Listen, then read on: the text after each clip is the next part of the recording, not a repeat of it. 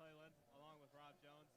Rob, what are you expecting for today? We're finally back. Well, we're finally back. I'm excited. Everybody's excited. You can hear the sirens going off in the background. The music. It's time to play JUCO football. Tritons come in with high expectations, ranked number 6 in the preseason poll. Yeah, the highest preseason ranking in a long time for the Tritons. They have a lot of returning starters, especially on offense. Will look a little different defensively, but this offense is going to carry them a long way. Well, and a lot of D1 bounce back transfers and a lot of guys with D1 offers for next season. So a lot of talent here. It's just a matter of meshing it together, and they start that journey here today. As we get ready for the kickoff for Southern Shreveport, the Jags.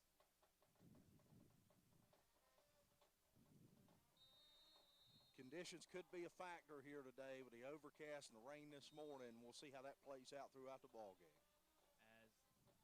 As we are underway and Triton football is back, and it's a little bit of a squib kick, and it looks to be recovered by the Tritons.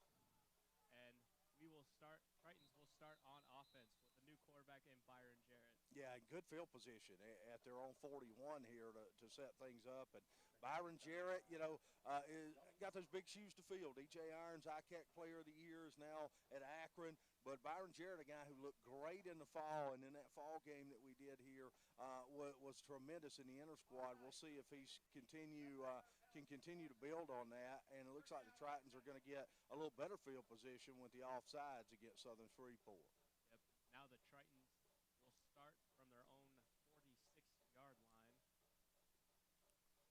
as we get ready for the first play from scrimmage from this offense, and especially with that big offensive line that the Tritons have. Yeah, 4 out of 5 returning starters led by All-American returnee Richard Rodriguez and Jacob Bradford, the Syracuse commit. They're going to look to line it up and run it, it looks like, early in the ball game. Garrett will take the snap. He hands off to Washington. Washington gets no gain on the play. It'll bring up second down and 11. He looks like he lost a yard. Yeah, unable to open the gap there. Good job defensively up front by Southern Shreveport there, holding the gap. Yeah, and also looks for some power on the tight end position. Clayton Olendyke and Chance Gibbons, 2 big tight ends that can make a big impact on this offense. 5 wide out of the gun here for the Tritons, and I think they get it offsides, but it may be motion on the offensive line here.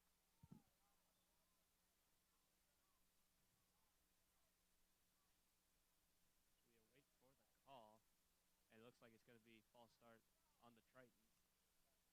False start, offense, number 70, 5-yard penalty, remains, second down. That's going to back them up 5 yards. Second down and 16. Clock operator, please put 14 minutes and 28 seconds on the clock, please. They're going to add some time back on the clock. They're going to add 10 seconds. It'll be 14:28.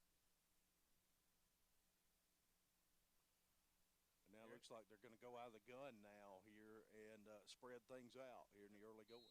Jarrett, let's see what they do here. He is known for his running ability. Let's see if he can go. He's going to run the ball here. Looks like they're going to pass. He's going to rush out of the pocket. He's going to run, and he's going to pick up a few on the play. They'll bring up third down and long for the Tritons. Yeah, not a design run there, but nothing open down the field. Jarrett called his own number, and you see he was able to get a couple of extra yards by putting the shoulder down at 6'3", 245. He's a load to bring down if you're a defensive back there, so he's able to get a couple of yards extra because of that, but a third and long upcoming. Yeah, Jarrett, known for his athleticism at his size, can really rush out of the pocket and can be a dual threat quarterback for the Tritons this year. He's going to pass again out of the gun. He's under pressure, and he's going to go now for the sack, and the ball comes out, and it's going to be recovered by Southern Shreveport.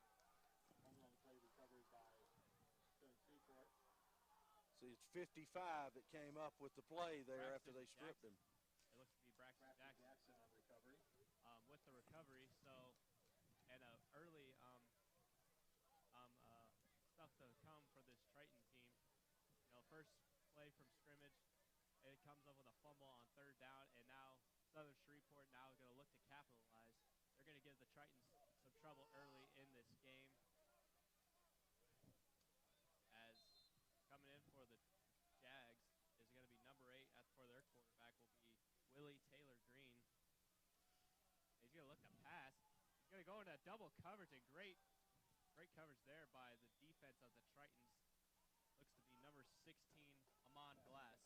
Amon Glass, a young man playing the opposite corner from Major Williams. This is a talented secondary with a lot of new faces, but guys who are big-time players. Major Williams on this side of the field, number 10, kind of a cover corner, a true cover corner, and a guy who could make it an island, was a 3-star recruit out of Florida and a Virginia University transfer here. You know, he had about 20 offers coming out of high school, so him and Glass on the other end, a Georgia kid, pretty good corners here for the Triton secondary.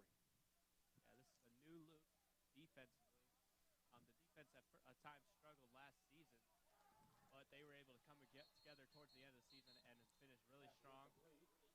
And as that pass was incomplete, knocked away by Amon Glass. And what you're seeing is they're going opposite Major Williams. Everybody knows about Major Williams. It don't take long to figure him out. He's a guy with all those expectations and all the hype surrounding him. So they're trying to pick on Amon Glass, and Amon Glass having none of it on the other side of the field. It's going to bring up 3rd down and 10 from the 35 of Iowa Central. What you see this time of year, a lot of times, Clay, in the first game of the season, is the defenses are ahead of the offenses, and so far that's what we've seen here today. And we got a whistle on the play. It's going to be a timeout for Southern Shreveport. We're going to try to dial it up here, find what play they want on a big 3rd down. The Triton defense here, after the offense sputtered, coughed the football up, the Triton defense got a chance here to hold in a big spot after that fumble.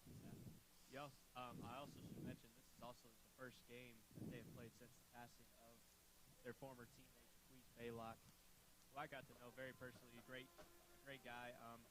It's so sad to hear what happened to him in the offseason. Very unfortunate. Now, on my way in here in the parking lot, I saw some folks wearing the Jaquez Baylock T-shirt on the way in. And certainly it's one of those things that puts a lot of things in perspective. A young man who was just, 19 years old, was a student athlete here, quality young man that lost his life in a senseless act of violence. And certainly our thoughts and prayers are with him and his family here today. And Southern Shreveport getting ready to come out. 3rd down and 10. Taylor Green, he's going to be in the gun with the running back to his left. He's going to hand it off. He's going to hand it off up the middle, and it's going to be stopped for a gain of a yard on the play. That's an interesting play call. That's either something that they thought they saw in the pre-snap read where they thought maybe they could sneak and run the ball there, or they have a really good kicker and they're going to settle for a 50-yard field goal. One or the other, but I think they're going to leave the offense on the field, it looks like, here and go for it on 4th down. Yeah, that was biased with the run there. It only picked up a yard. It'll be a 4th down and 9. This is going to be a very long 4th down to convert. Biggest play of the game so far. Taylor Green, he's going to take the snap. He's going to throw it, and that's going to be incomplete, and a Triton turnover on downs, and Iowa Central will get the ball back. Great job by the defense there to hold in that situation. You're in your own end of the field, backed up after that turnover, and you stand up on a 4-down stand and get the ball back to your offense. Great job by the defense. And, Clay, we talked about how good that secondary is and how talented they are. Yep. You saw it right there on that series of downs. Yep. Triton offense back on the field. Now for the Byron Jarrett. We have 1st down and 10. Send Gibbons in motion. Washington, the deep back here. And he hands off to Washington. Washington, a great run. He's going to be close to a 1st down. Washington on the carry. Right side of the offensive line, a good job to kind of part the waters. Jaden Washington followed the big hog mollies up front on that right side and was able to get a big gain as a result. He's going to be a yard shy. It'll be 2nd down and 1. Iowa Central going heavy very early with their tight ends and Gibbons and Olendike. Now they're going to have Gibbons in the backfield, a heavy set. They're going to hand it off to Washington again. Washington breaks a couple of tackles, and he's going to have enough for a 1st down. On the carry. Made by Dalen Johnson. That's a Triton. First down of the season for the Triton offense. And great running there by Jaden Washington on back-to-back carries. Jarrett again, he's going to go play action. He's going to roll out to the right, and the pass is going to be deflected and incomplete by the Jags. We're going to have second down and 10. Not a bad thought to go off the play action when you've had success in a running game, but nothing doing there. And when you roll a guy out that far, Clay, what you're doing is basically cutting off the other side of the field because you can't throw back. So you're kind of eliminating some of your options there. Jarrett going to go play action again. I think this is going to be a free play. And he's going to just flip it off to Washington. Washington's got room to the left, and he's going to pick up a first down. Jaden Washington. There's a penalty marker on the play. And we'll see what the marker is going to be. I think it's going to be offsides. Yeah, I think it should be offsides. It was a free play. And if it is, they'll decline it to take the gain here. Offside. Yep. Defense, number 90. That penalty declined. Result plays a first down.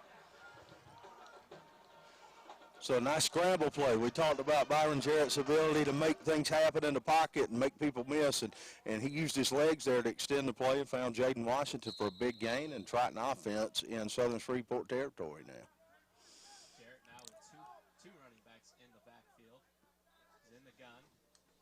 He's going to hand it off to number 25, and he's going to get a few yards on the play. 25, Dalen Bodie. We're going to have second down and 5. Allen on the stop. Gain of 6 on the play, brings up second and 4. They're going to go heavy again with Gibbons and Olendike. They have Washington to his right in the backfield. Sends Gibbons in motion. Jarrett going to take it, and he's going to hand it off to Washington. Washington was in trouble for a little bit, but is able to get positive yardage on the play. He's going to be... He is going to have the first down. First down! Triton's moving the football here, third first down of this drive here, and now they're starting to knock and get on the doorstep here on this drive. Yep. When you got a big offensive line with all those future All-Americans and all those D1 commits on there, you're going to see a heavy dose of this run game by Iowa Central. And it's working here so far. Stay with it. I formation now. I formation. Jarrett in trouble. He's going to roll out to his right. He's in trouble still. He's got to get rid of it, and he's just going to chuck it out of bounds. That's a good job of getting rid of it. Otherwise, he's going to take a big loss there. Nothing really materialized there, but I do want to shout out Jaden Washington for picking up the blitz there. Otherwise, Jarrett gets hit in the backfield. Jaden Washington did a good job on that play-action bootleg to find the extra defender that's coming with the pressure and then protect him. That's a big thing for a young running back. You know, pass protection becomes something that's kind of a extra part of your tool set as a running back, and Jaden Washington able to pick up the blitz there. We're going to do a pistol look now for Jarrett. And it looks like it's going to be, I'm not sure about that call. I think it might be a movement false up front. start. Let's see. I think it might be a false start.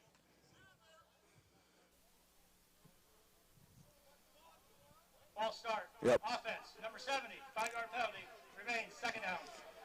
Now, as good as his offensive line is, it is early in the season, so getting in sync and having that kind of rhythm early on, you do see a lot of motion penalties early in the season. Let's see if the Tritons eliminate that as they go forward here. Yeah. Jarrett will be back in the shotgun. He's got trips to his right. He's going to do a read option. He gives it off to Washington. Washington's got a great hole, and he's going to pick up a first down and a great run there by Washington. Man, what a job by the right side of the offensive line there to get a block there. They were able to pull and open up that hole for Washington. Yeah, Washington doing it all on this drive for the Tritons. Once again, I think they're going to run it again, and they do. And Jaden Washington, he picks up a couple of yards on the play. So it'll be brought down by Dalen Johnson. It's going to be second down and 7. I believe they're inside their own 10, and we got a man down for the Jags. Timeout for an injured Jag. Officials timeout. Injury for the defense. That was a great job there as they tend to the injured player, and we hope that he's all right there. But that was a great job by 69, Jacob Bradford, Syracuse commit there on that right side at the guard position. He was able to pull and open up that lane for Jaden Washington to follow there. And we talk about how talented the offensive line is. That's an example of not only being big and physical, but also being agile. Jacob Bradford, 300 pounds. This whole entire line goes 290 plus. And he's able to get out there and get in the second level and get a big kick-out block for Washington to follow. Yeah, and this is what I've noticed, first of all, about this offense. It's kind of been more run-heavy, more power up front. And I think that's what they're trying to establish early in this game. Well, you want to play to your strengths, and I think the strength of the offensive line and then Jaden Washington coming back after really having a good season last year where he came on late. Byron Jarrett, new at quarterback. What do you want to do with a new quarterback? You want to simplify, right? So they're simplifying a little bit and leaning on the strength here. And you've got a new bunch of wide receivers here, guys who are talented but new and playing together for the first time here. So they're playing to their strength, and it's working out here on this drive. Yep, and there it looks like they're going to go double tight here in the pistol. Let's see if they try to use the right side of the field here, because they've got the receivers on the left side, that right side wide open over there. They may try to go with a power game over there to the right side. Jarrett under center. He will go play action. He should have a man open, but he's going to take it off and run it in for the touchdown. Touchdown. Byron Jarrett scores the first touchdown of the season for the Tritons. Well, Jarrett called his own number. Now, we talked about right there how, they may use the right side of the field because they had a power set over there. So they use the right side. The tight end rolls off of that play action. That makes the linebacker have to make a decision. Is he going to come up and try to stop the quarterback bootleg there, or is he going to stay with the tight end? He stayed with the tight end. Jarrett saw that, tucked his head under, tucked the ball in, and got the touchdown run. Colin Swigman will come on for the extra point. We remember a year ago at the Graphic Edge Bowl, he hit the game-winning field goal to give the Tritons a back-to-back Graphic Edge Bowl victories. Yep, he did, and he gets that one right down the middle down Broadway, and the Tritons up 7-0 early. Yep, 7-0, 9:53 left to play in the first quarter. Great start. Wasn't a perfect start for the Tritons, the fumble on the first possession of the game, but then they come right back on the next play, the next series, and go in for a touchdown at 7-0.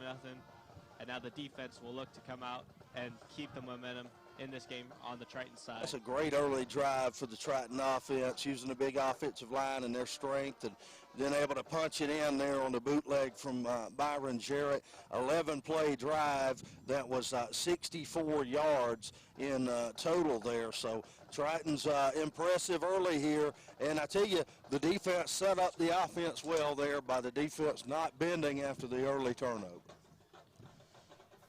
It looks Swigman as he will get ready to kick it off deep to the Jags. Jaguars, Jones, Robert Turner back deep.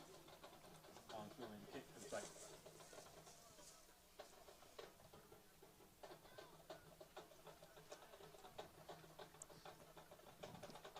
Swigman's kick is up, and it looks like Fair catch. fair catch, and it'll be caught, and Fair catch. the Jags will start from their own 25. No, they're going to – did he catch it in the end zone? I thought he caught it at like the 2-yard line. Evidently he must have caught it in the end zone. Okay. I heard isn't there a rule where if you can fair catch it within the 5 or 10 Oh, yeah, that is and then right. They did change that rule. and then you can go to the 25. Yeah, okay. So I was kind of wondering why he would fair catch, because he had some room there, so that does make sense. I had forgot about the change in JUCO football with that rule now.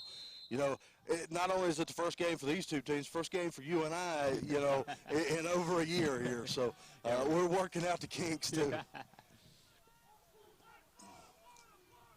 Taylor Green, he'll be in under center. He hands it up the middle. Eric London on the carry. It'll go to Eric London, number 3. He gets very little on the play. I believe he got a couple on the play. On the tackle. So it'll be second down and 8. It's a good job of the Tritons up front. The defensive line going to be led by Romello Gray, the big man, the Ankeny product there, goes about 320 pounds. He's going to clog up the middle there, and he's able to hold that gap. And defensive line coaches always talk about gap integrity, and when you got a guy like Romello Gray in that A gap, you've got a good chance of holding that gap integrity. 2nd down and 8. Sends a man in motion. Taylor Green again will hand it up the middle. He's got a good hole, and that's going to be a 1st down for the Jags. And, yeah, you were talking about Romello Gray. If there's one guy on this defense that needs to step up, it's going to be Romello Gray. You know, he's one of the very few returners on this defense, and he had a great season last year, and they're expecting big things from him this year. Yeah, he's going to be counted on to lead this defense, especially early in the season, while you begin to have leaders emerge as the season goes along. He's one of those returners. They're going to count on him there. And I tell you, they were lucky that wasn't a bigger run by Southern Shreveport on that last one. And then a run goes nowhere as number Brian Johnson on the stop for the Tritons. At number 90, Ryan Johnson got there in the backfield. He was able to make the stop, and it's going to be a loss of a couple on the play. 2nd down and 12. Johnson, good job getting in there and blowing that one up. And, you know, he probably felt like he needed a little redemption because the play before that, he got put kind of kick-out blocked out of the way to kind of allow that bigger gain there. So good job of coming back and continuing to play hard on the next play and blowing that one up. 2nd down and 12. They're going to toss it out, and he looks to be in trouble. And again, he's going to have nowhere to go, and that's going to be no gain. It's going to be 3rd down and long. As a Jaguar slow to get up. Brian Johnson combined for the stop for the Tritons. Johnson in on that play again. He's telling us right now we're going to be calling that name a lot, I think, today if they don't get a hat on him. And they tried to go to the outside, and Clay, I'm going to tell you, I don't think that's the strategy against this defense. It's a young defense, but an athletic defense that runs well, and I don't think trying to go to the outside is going to work. I think you got to hit them in the gaps and use the middle of the field. Yeah, these outside players for the Tritons are extremely athletic. They're extremely fast, and going to the outside is not going to be a strength today for the Jags. They're going to have to, if they're going to have any getting past this defense today, they have got to get up the middle, and they also have to throw some passes as well, as there will be a delay of game on the Jags. They'll back them up 5 yards. It'll be 3rd down and long now for the Jags. And we've seen the Jags go away from the pass game. They started pass heavy. Now they've went away from it because it didn't work early because of the strength of the secondary. So they're trying to find what's going to work for this offense today. And the Triton defense is playing well and not allowing much to work well. I mean, other than a play or two here and there, they've been spot on. And we'll see if they can get off the field here on 3rd and long. 3rd down and 18. Taylor Green, he's going to do a mid-draw, and that's going to go nowhere. He got a few yards on the play, but it's not going to be good enough. It'll be 4th down and long, and a punt team will come out for the Jags. It's a good job there. What you saw in what you would think was a passing down, you saw them widen out the defensive line, and Brian Johnson take a long gap. Well, that allows the linebackers to free flow behind him, and they were able to do that and get a stop with a short gain and force 4th down the punt here. 4th down and 15. They'll come on the punt, and that looks like to be shanked. And it's going to go out of bounds right near the midfield. See how far up they marked that out there. Oh, it's going to be on the Triton side of the field here. And once again, the Tritons are going to have great field position as they're going to start from their own territory, and Jaguar territory, excuse me. And let's see what the Tritons do again. Are they going to go run heavy, or are they going to open up the pass game here a little bit? Well, there's an old saying where I come from, Clay, that you dance with who brought you. So I'd say let's run the football some more till they prove they can stop it. Allendike in at tight end. Jarrett will be in the gun. He sends Allendike in motion. Wind picking up here, too, could be a factor in the passing game. Yep, and he goes a screen pass out to Body, and Body, he's going to get a nice gain on the play. He's going to be real close to a 1st down. Brought down by Christopher Harris. that in itself is a pass, but, Yeah. you know, it's kind of an extension of the run game, that high percentage swing pass out of the backfield. They're able to pick up positive yards on first down here and make it more manageable to work with second and medium situation. 2nd down and 5. Jarrett with Bodie to his left. Gibbons in that tight end. Send a man in motion, and it's going to be a keep by Jarrett, and Jarrett, he's going to pick up a couple yards on the play. Oh, it gets pushed down at the end of the play there, a little extracurricular going on. Now, Surprised no flags in on some of that extra activity there. The official doing a good job of getting in the middle of it to keep it from getting any worse there. Yep. It'll be 3rd down and 2 for the Tritons. Let's go behind this big offensive line right here with it 3rd and 2. They're going to line up in the eye here.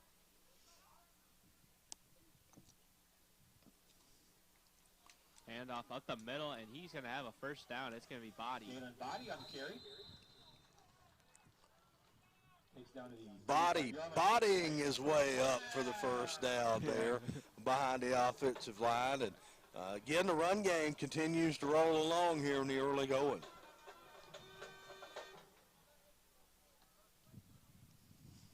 That big offensive line here for the Tritons. They've got a major size advantage, and they're just leaning on the defensive lineman for Southern Shreveport. Yep. He's going to be under the gun. Jarrett is under Uh-oh. pressure, and he's going to be sacked. Well, that's one there where they brought the house, and that's a feast or famine play on the defensive end, but it worked out to be a feast there for Southern Shreveport. They get Jarrett theirs. They just simply brought more guys than what the Tritons accounted for, and were able to get the sack, and that hurts there on first down, makes it a 2nd and long here. So Triton offense going to have to chip away, get some positive yards on this play to make 3rd down manageable. 2nd down at 23 as Jarrett will be the lone man in the backfield. He's going to look to get something off quick. He's going to run it up the gut, and he's going to get a nice gain on the play. Get him back to the original line of scrimmage. Quarterback keeper. He did a nice job make that man miss there on the 2nd level of defense. To, ends up getting 13 yards out of a play that could have been about a 4-yard gain if the linebacker breaks that play, but he made him miss. And you see his athletic ability, you know, a guy that looks like a linebacker out there running the football with nice agility there to make a man miss.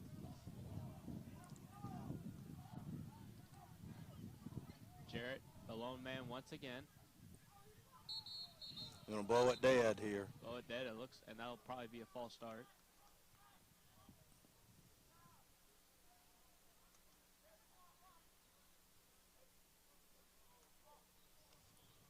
Let's see, they're going to discuss it here. False start. Yep. Offense. Number 71. 5-yard penalty. Remains 3rd down. That's the 3rd time that we've had a motion penalty here for the Triton offensive line. We talked about in the early part of the season, you know, being out of rhythm with the snap count and that kind of thing. But they're going to have to get that remedied here.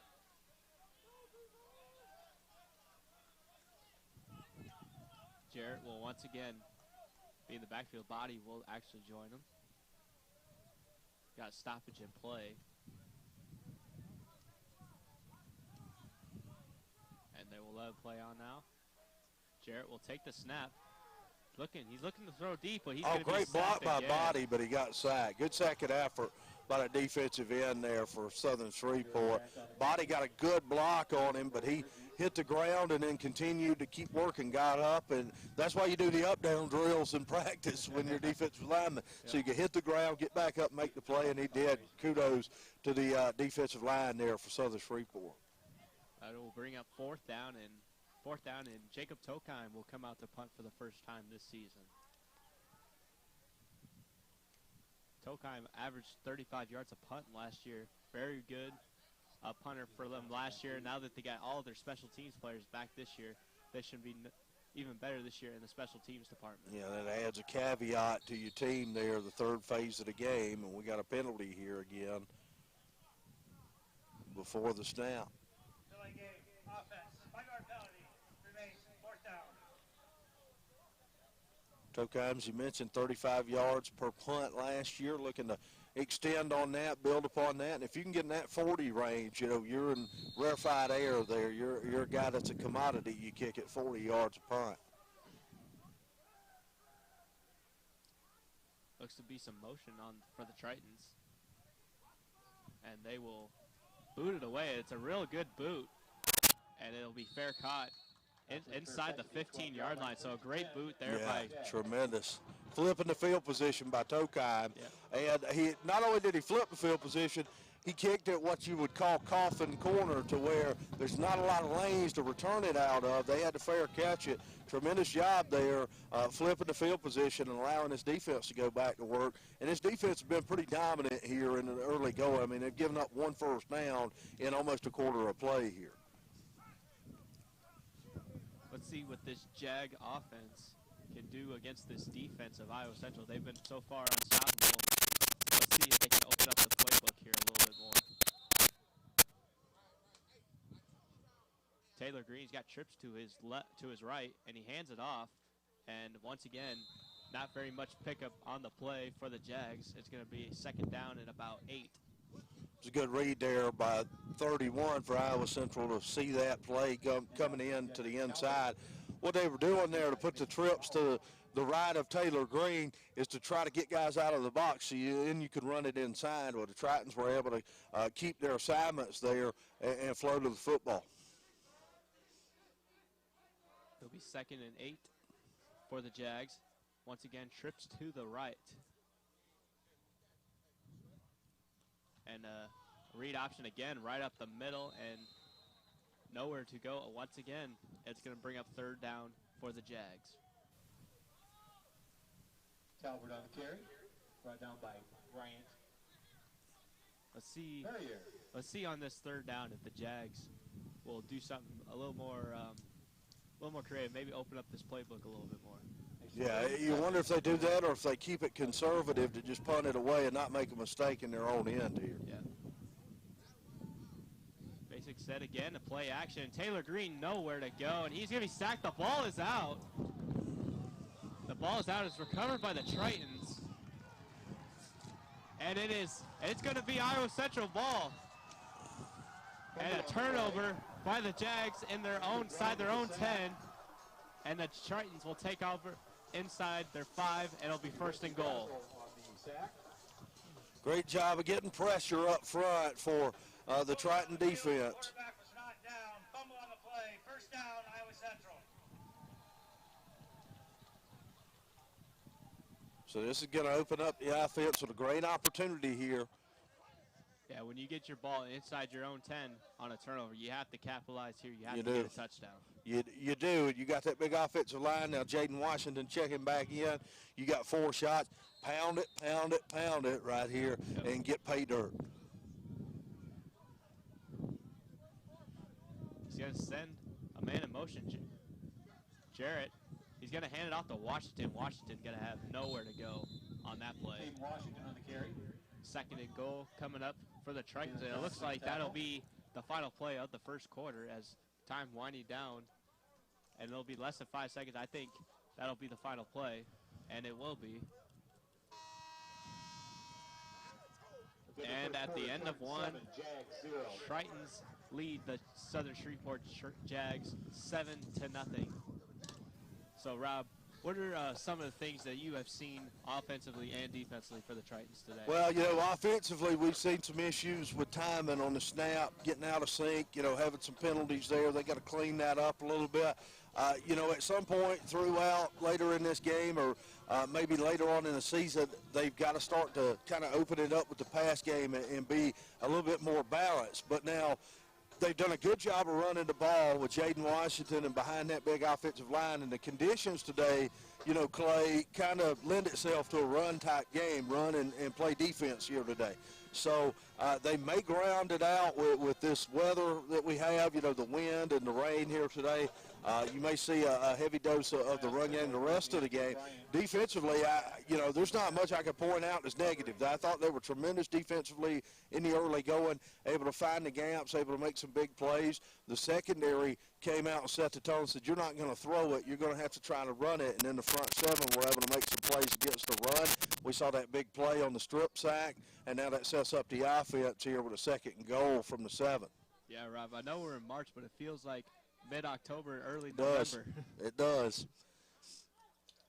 And I think that plays into the strength of the Iowa Central team here, because you got that big offensive line that's physical. You got a defense who could play here, and I think it kind of bodes well for them and takes away some of Southern Shreveport's ability to run here. Here we go, 2nd and goal. He hands it off to Washington. Washington through Untouched. the middle, and another touchdown for the Tritons. Good job up front. We talk about the right side there. Jacob Bradford, 69, getting a kick-out block and able to part the water for Jaden Washington, and he went in. Nobody touched him. He could have ran to my car out there in the parking lot, and nobody would have touched him. They were able to part the Red Sea, if you will, and it ends in pay dirt for the Tritons. Swigman again will come on for the extra point. Swigman's kick is up, and it is good. 14-0. So they did exactly what we said they had to do, Clay, and that was capitalize on that turnover deep in Southern Shreveport territory. They do that. They go up 2 scores. Hey, and I'm going to tell you what, that may be enough. Now, I know they want to score some more, but that may be enough with the way this defense is playing here in the early going especially. And Southern Shreveport now, for them, they're going to have to find some answers, or it's going to be a long day here in Dodger Stadium.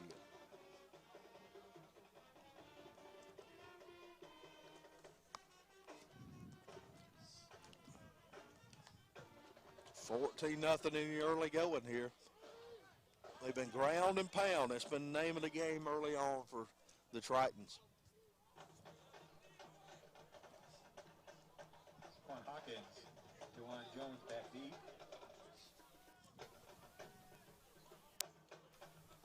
Of course, the home opener, 8-game schedule starting today here.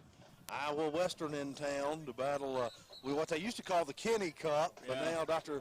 Dan Kenny not here anymore as the president. So I don't know if you'll still call it that or not, but that's going to be a big-time matchup next week. Number 2 Iowa Western and what should be at least number 6 Iowa Central if the score here holds, and maybe even higher. So that's a big-time matchup next week. You talk about a potential top-5 matchup. Yep. It's a big rivalry. It means a lot to both programs, even though Dr. Kenny isn't there, but now he's the president of Iowa Western. Right. So that could be even more of a rivalry there. Yeah. And that game is always a great game, especially after last year.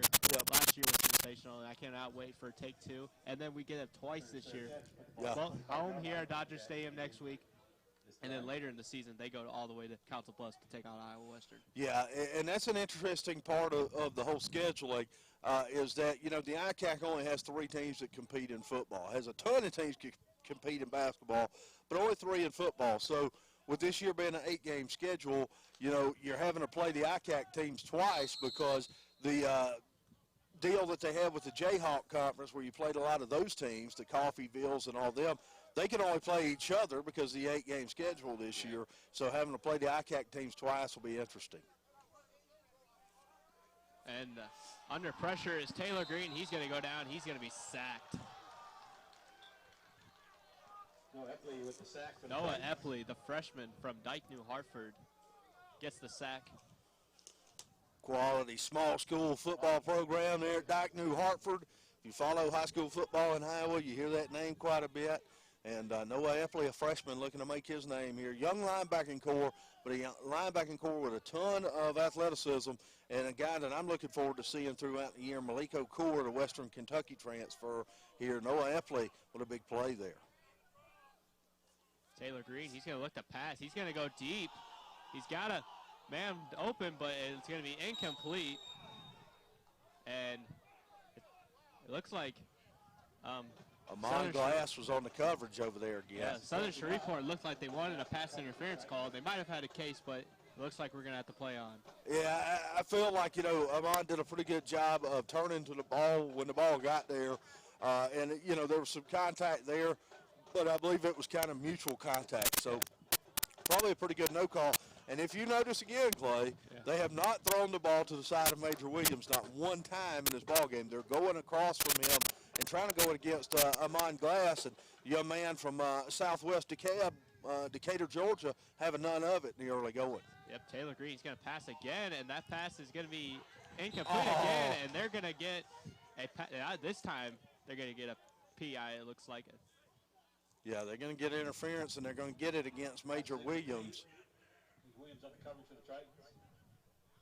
That's the first time they challenged him. They get an interference call, and I don't know about that call. Yeah, I mean, he was going to the out of bounds, and then I think it could be possibly a makeup call from the last one. Could be. My issue would be that he broke the pass up, so the contact happened as the ball was being broken up, and so my issue would be with that. Yeah, there was contact, but he also got to the ball. If you get to the ball, then any contact's incidental according to the rule, the way it reads. So I'm not sure about that one, but you could be right, Clay. That could be one of those, well, we didn't give him the last one, let's give him this one. Yeah. Taylor Green's going to look to pass again. He's under pressure, and he is going to be brought down. Sack on the play. Tristan Waugh. Number 44, Tristan Waugh. Tristan Waugh, another guy that on that defensive line that's coming back from last year, had a solid year. Now he's in the starting position and looking to build on that, and had a solid year last year, and they're looking for him and Romello Gray to kind of provide leadership up front. And a big play for Tristan Waugh, just beat the tackle on the far end there and able to get in the backfield. Second down and 14. Taylor Green in the shotgun. He's under pressure again, and the ball is almost intercepted, but it was deflected but caught out of bounds by Southern Shreveport, so it'll bring up third down and 14. Hits the ball out of bounds for the Tritons. Zone coverage there for the Tritons. Taylor Green unable to read that they were sitting in the zone. Pretty good job of getting hands on it by 35 over there, Noah Epley, and able to knock it away. A good job of the receiver to try to stay with it. He just didn't have room to make the catch.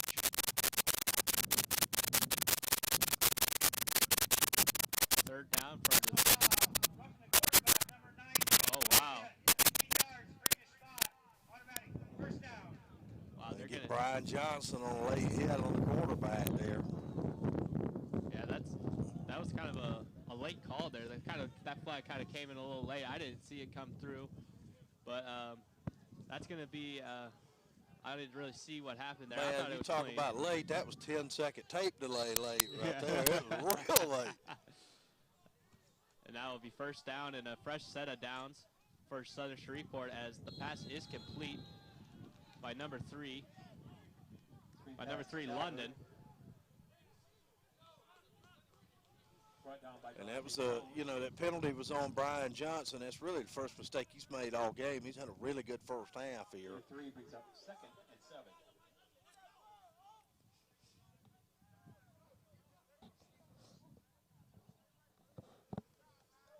Second down and about 7 for the Tritons, or the Jags. Taylor Green, he'll be in the gun. He'll have trips to his right. He's going to hand it off.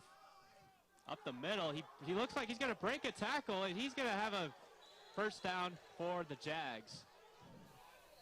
Just a second offensive first down of the first half for Southern Shreveport here. Looks like we got some more extracurricular on the field.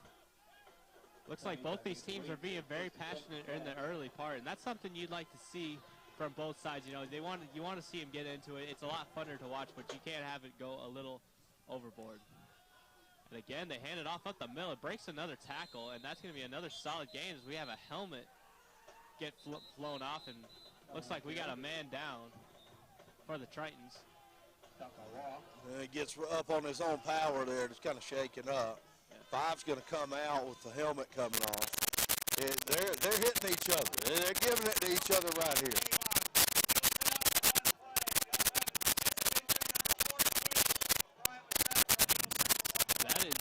That was number 14, Delonte Jones. You're going to see a lot of different guys play early here in the ball game for the Iowa Central defense, especially on the back 7. Well, they're going to press up here. Play action. Ball is caught over the middle, and what a great catch there. And they went to Williams' side there just the second time they've went against Major Williams. And you saw them press up there. They didn't leave much safety help, so that's where you kind of pick the matchup you like and try to take advantage of it. Tristan Sweeney with the catch for the Jags, and we got a timeout taken by Iowa Central. Well, we've got Southern Shreveport driving the football now, and they've really benefited off of the penalties here. Triton defense been called for, you know, the late hit penalty and the pass interference penalty on this drive. It's kind of kept it alive for Southern Shreveport. Now you've got to do one of two things if you're Iowa Central defensively. You got to either create a turnover or you've got to hold them to a field goal. You want to do one of those two things, feel like you get a win in this situation.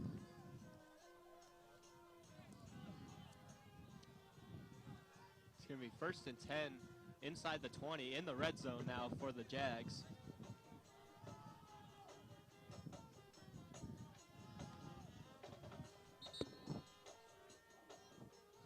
We're going to see what the defense can do here. They're going to have to stand tall and answer the call as now the Jags in the red zone. 12:08 left here in the first half, 14-0 Triton lead. Trying to get a stop here on a big possession.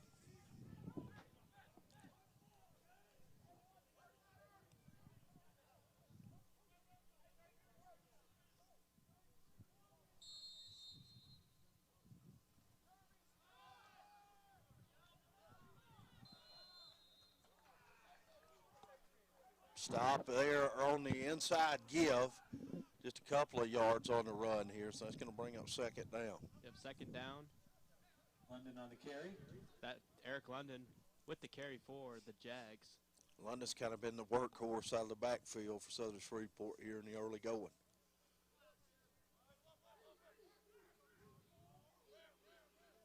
Taylor Green, he'll be in the gun. He's got trips to his right. Taylor Green over the middle, just overshot him, went over the head of the, it'll be incomplete, intended for Sweeney again. Looked to go for that little skinny post route. Yeah, well, they hit on the skinny post there against Williams to get in this position. They were trying to go back to it, and what they're doing by putting the trips on the other side of the field is basically making Iowa Central then commit to the other side of the field to leave a one-on-one matchup with Williams there. And I'm not sure that's a matchup you're going to win a whole lot against Major Williams, but they're going to take their chances on it there. Good job of Major to be there on the coverage that time. 5 seconds on the play clock here. 3rd down, and you get it off, and they go.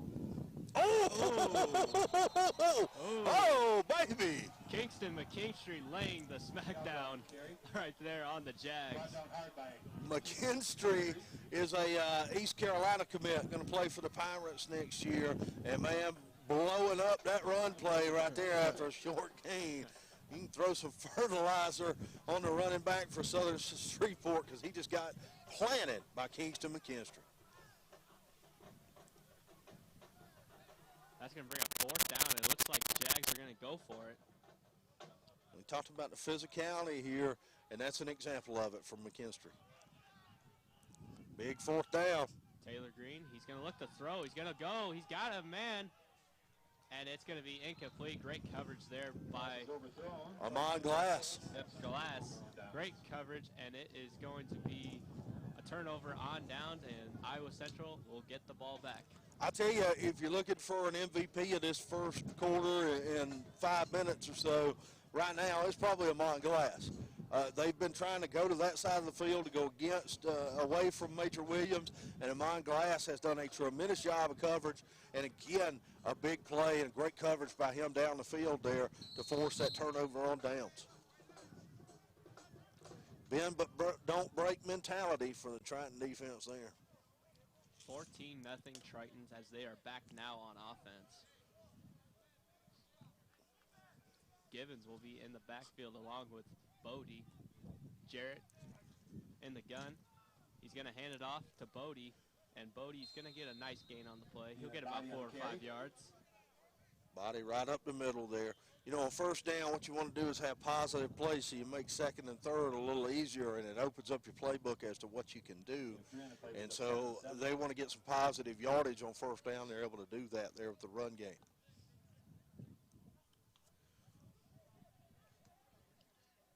Jarrett in the gun. He's got Allendike out there as well. He's going to look to throw. He's going to look to throw deep, but he's going to be under pressure again. He's going to go down for a sack. Now, that's a concern. Jarrett's been sacked 3 or 4 times here in the first half, so that's a concern with the offensive line. As good as they've been in run blocking here, they've had some issues not only with timing on the snap, but also with protection here in the pass game. So they're going to have to kind of clean that up here. And Southern Shreveport, they're dialing up the pressure. They're going to bring some guys here, and they're going to make you make a pre-snap read on it. Jarrett in the gun. Jarrett in the pistol. He hands it off. It looks to be Washington. Jade Washington on the carry. Washington looks, he might have a couple on the play, and it's going to bring up 4th down. You're going to have to punt it away, try to flip the field there. Southern Shreveport defense, they're rising to the occasion.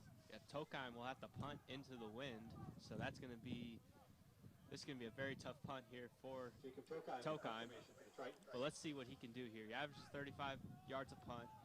Going to need to boot one he needs to boot this one really well in order for him to get out of this field position that they're in right now. Clock winding, under 9 minutes to play in the first half. It looks like we're going to have a timeout taken by Iowa Central.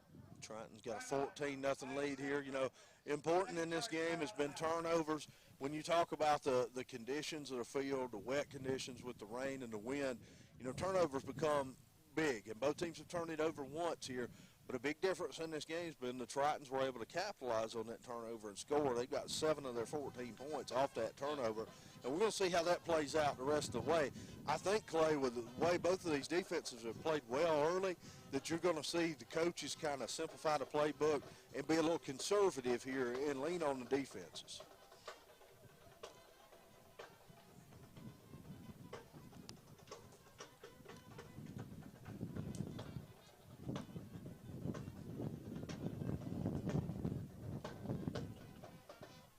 Wind's working against Tokheim here, too.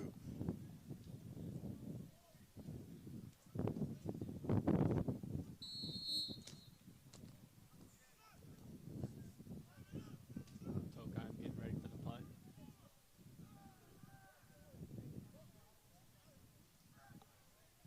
Now's the time to kick it because the wind's died down a little. And the punt, it's not a bad punt. And it's fair caught at about the 45, so not a terrible punt. Especially when you're working against the wind. I mean, you know, he's kicking against the wind right there, and the wind's whipping. I mean, you could see to our right the American flag blowing toward Jacob Tokheim. Yep. So, you know, that's one that ends up being, you know, 30, 31 yards. But probably, if we have no wind, probably a 40-yard punt. So not too bad. Triton defense backed up again, you know, on their own end, but they've been able to answer the call and rise to the occasion here, and we'll see if they're able to do that again.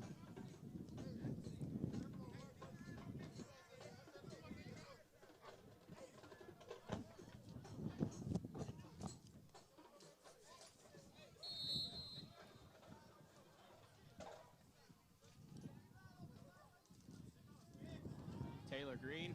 Oh, Action, he and the ball fumbled is it. loose. And it is recovered by the Tritons. Who we have come up with it, Clay, 31 Yeah, there. number 31, Brian Barrier. Farrier. And the big hit on the other end there. Tristan Waugh made the hit to cough the ball up. And, you know, I don't want to seem like I'm Nostradamus here, but I just said turnover is going to be a big key. And here the Triton defense creates a big turnover. Yeah, that was a big hit. Great fumble recovery by this Triton defense. And now a turnover here.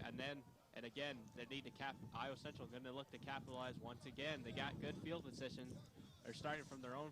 They're starting from the Southern Shreveport 42-yard line. Jarrett in the gun. He's going to hand it off to Washington.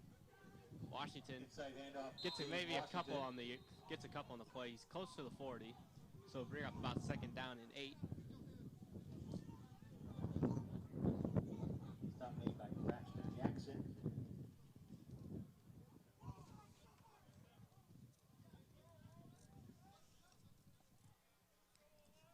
Jarrett once again in the gun. He sends Gibbons in motion. See if they try to get Gibbons involved here. They hand it off to Washington again, and Washington has a great hole. Washington on the He's carry. going to be close to the first down. They're going to mark it about a yard shy. 3rd down and 1. Halfback ISO play going right behind the center there. And we talked about the veteran offensive line for Iowa Central. We've seen them be really good in the run game here. So I'm thinking offensively you stay with that run game, let them continue that momentum, as they've played really well in terms of getting downhill and getting blocks and opening up holes here in the run game. Jarrett hands it off to Washington again, and Washington is going to have the first down. Washington on the carry. And this is just kind of smash mouth power football.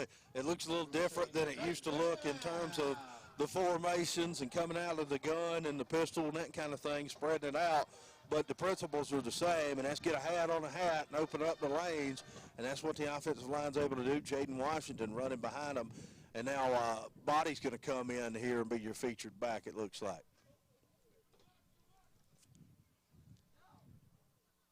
Two back set out of the gun for Jarrett.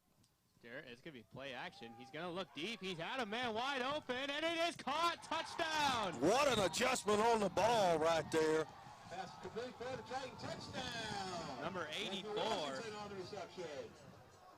Number 84, Washington, with the touchdown, and now it appears that he is down on the play. He made a great play, and now he's a little shaken up. Well, that's one of those where, you know, you're throwing the ball against the wind. We talked about that a little bit, you know, kicking it against the wind. You're throwing it against the wind, so he's got to stop and then adjust to the football, whereas if you're throwing it with the wind, he catches it in stride and there's no contact. Let's hope that he's okay there. But, man, oh, man, what a way to come back to the football, make the adjustment, and just use the size advantage. There's a one-on-one play action route there, and they're able to just kind of go to the bigger physical receiver there, and he's able to use those physical attributes to make the play. Tremendous adjustment on the ball. Yeah, that was a great adjustment. You know, you know, it looked like it was going to be a little short. He realized it. He was able to come back and catch it and adjust his body to where he can make the grab and walk in for the end zone. 20-0 pending the extra point. As the Tritons, you know, they scored just once in the first quarter, but now, Clay, in the first, 7 minutes of this quarter or 8 minutes of this quarter, are able to score twice. So the offense starting to get some rhythm. And again, 20 of those points, 13 of them, and would be 14 after the extra point coming off of turnovers.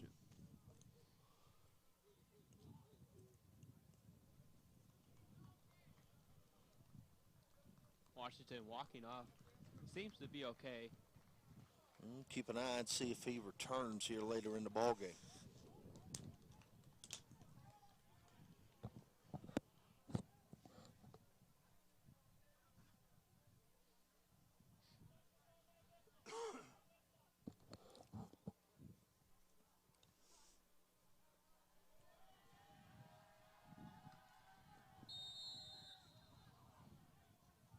Extra point try now for Swigman.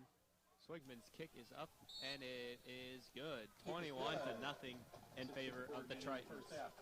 Starting to take control of the game here and doing what good teams do, capitalizing on opportunities there. 14 of the 21 points I mentioned earlier off turnovers, and that's what good teams do. When you give them an opening, they take it. You give an inch, they take a mile. Triton's able to do that. They're up 3 scores now with just under 7 minutes to play here in the first half.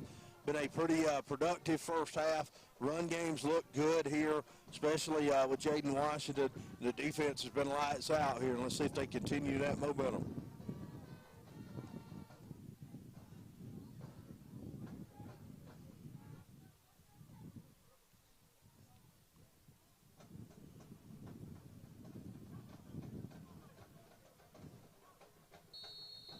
Colin Swigman to kick off.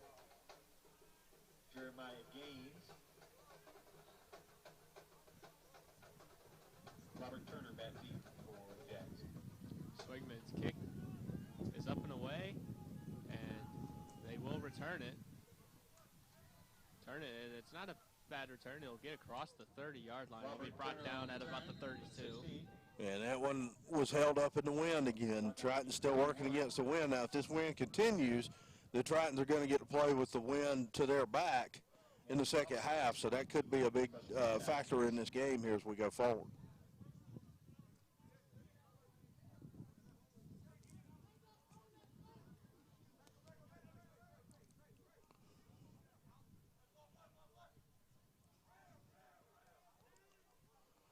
From their own 31 for Southern Shreveport. Yep.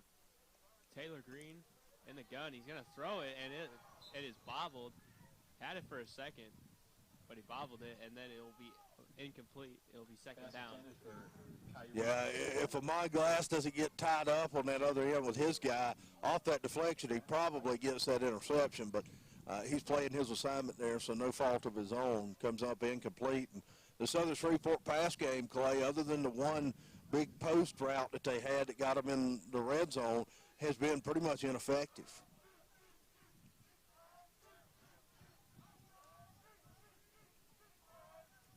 Second down and 10. They're bringing a blitz, and there's nowhere to go, and the ball is fumbled again, and it's picked up by the Tritons, and another turnover. Bryant Ferrier came in there like he was shot out of a cannon there to make the hit. That's the second time Bryant Ferrier has caused a turnover for the Jags.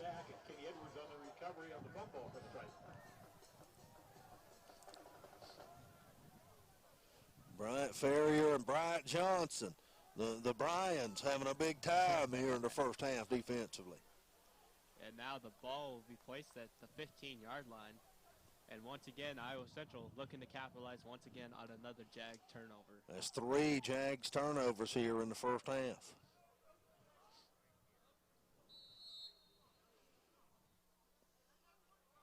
Triton's able to get pressure without having to commit extra guys, and that's major key here.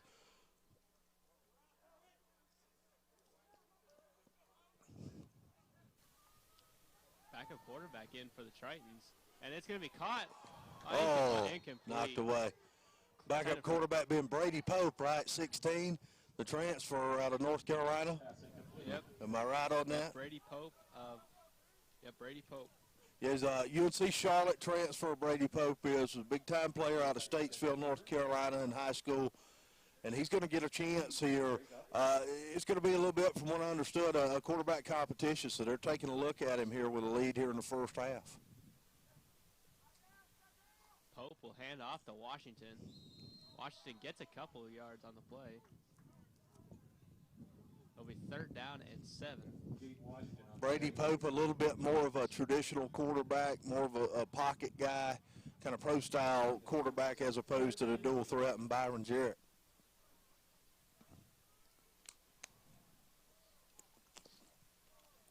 Third down, let's see if they turn Pope loose in the pass game here or if they try to pound it up the middle. Pope is under center. He hands it off to Washington. Washington breaks a tackle, but he's got nowhere to go. So now with fourth down, wins against you. Looks like they're going to bring on Swigman for the field goal try here. Could be from the 14. That's going to be about a 27, 28-yard field goal attempt here from the far side hash mark. Yep, Swigman will attempt his first field goal since that game-winning field goal against, I forgot who they played, Nassau, North Carolina. It's officially a 31-yard attempt for Colin Swigman here.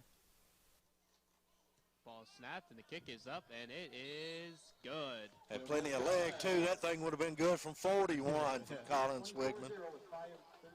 24-0 in favor of the Tritons, and once again, Tritons getting points off turnovers. 17 now for the Tritons, and they take a commanding 24-0 lead with still 5 minutes left in the second quarter. Yeah, just under, about 5 minutes or just over 5 minutes to play in the first half. But this second quarter, the Tritons have really come out and taken control of the game here. And you talked about it, Clay, creating turnover. Football, as much as we like to make it complicated, it's not really that complicated of a game. Yeah. When you create turnovers and you score off of them, you're going to win games. And that's exactly what the Tritons have done here, and that's why they have a commanding lead in this first half. Swigman to kick off. Titans.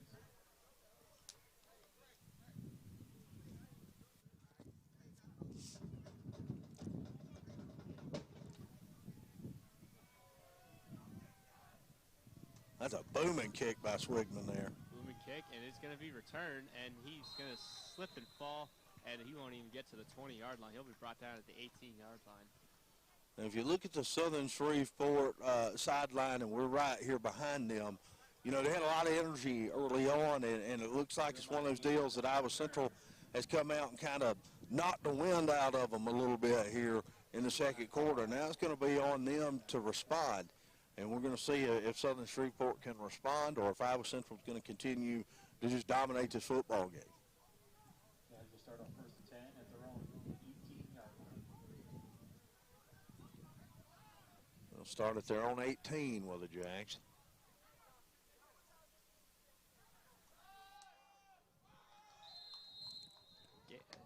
They run the ball, and he's going to be stopped for a loss of a couple on the play. It'll be second down and 12. Well, if you're Southern Shreveport, yeah, you're down, and in theory you would throw the ball. But the last two times you drop back to throw the ball, you've been strip sacked twice the last two times. So you don't really want to risk that because you're having issues protecting the quarterback. Second down and 10. Taylor Green, under center. He hands it off up the middle again. Gets a nice couple of yards on the play. It'll be third down at about 7. And there's not a whole lot of room to run in the middle of that Triton defense with 55 Romello Gray there and Brian Johnson next to him on that defensive line. Romello goes about 320. He's as they would say where I come from, he's a happy meal short of about 325. He's a big young man, and he's hard to move out of that A-gap position there. Right at 20, there's a 3rd and 8. Yeah, the defense of Iowa Central looking to clog up that middle. That's what they've been doing. You know, they have the athleticism to compete with them on the outside, and not very much passing, as they're going to be a pass right there, but then it's just going to be another sack by the Triton defense. Taylor Green sacked on the play. That was a tremendous pursuit. The sack. Malik Okur, we talked about him a little bit, Western Kentucky transfer.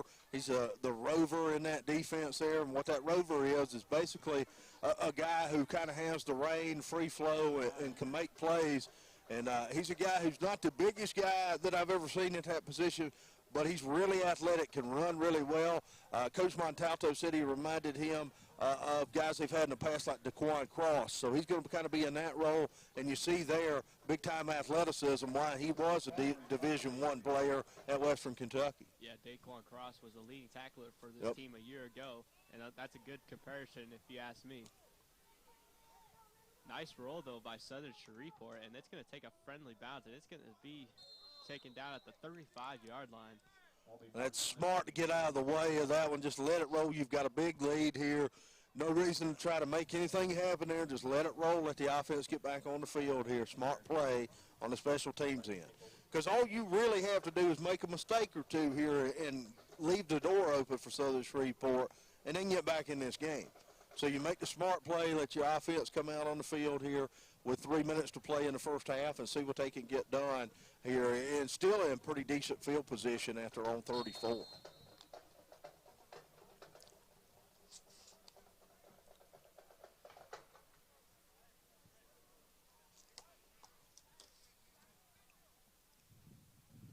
Going to be important to close out the first half here and don't have any big mistakes.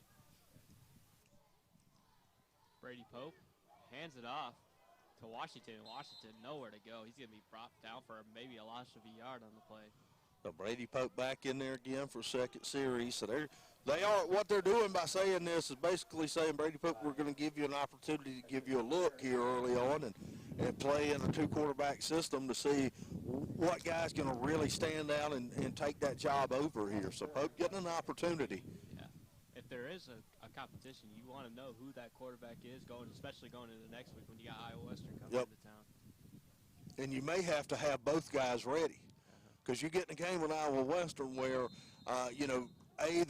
it's going to be physical. So they have a saying in the NFL, you're only as good as your backup quarterback, and you're only one play away from him. Well, that's going to be the mentality next week, too. So you have to have both guys ready to play.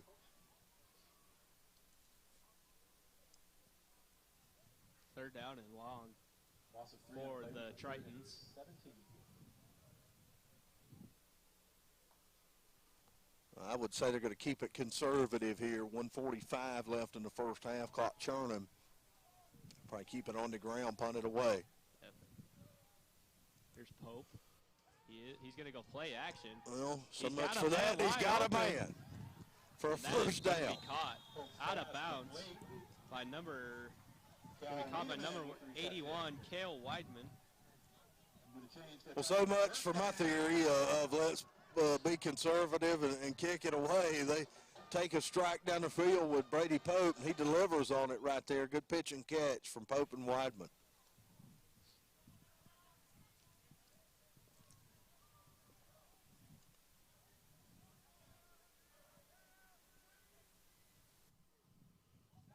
Pope going to fire it again, and a great adjustment, but just cannot come up with it. Pass incomplete. Yeah, that was good coverage on the far side from the Southern Shreveport corner. We'll be doing a presentation right at the Yeah, beginning that of ball was halftime. tended for Harris. Pope with a great ball, but Harris not able to come up with it. A lot of different guys, a talented but kind of unknown receiving core for Iowa Central here. We'll see what guys are able to kind of emerge in that position. Second down and 10. Pope going to throw it again. He got a man. The ball is complete. He makes a move. Trying to get across the field, and he does. Uh-oh, on Breaks his a few feet. tackles. He's going to get across the 30, and he's going to be brought down inside the 25-yard line. 23-yard line. The Titan first down. Number 12 makes the catch on the play. That number 12 is Jalen Harris. They were looking for Harris on the play before that. They found him there on that crossing route. He had a little room, was able to make a big gain out of it. And here we go, Brady Pope looking pretty good in the pocket here. We talked about he's kind of a polished pro-style quarterback, and he's delivering on that here. Yeah, you know, it's always nice when you have two quarterbacks that are kind of a different style. You got one guy that's more of a pro style, and you got one that's more of a dual threat. You know, you kind of have to have a little bit of a mix, especially with you have to have at least two different quarterbacks that have different styles of play. Yeah, and I would rather have more and not need it than to have less and to need it at some point.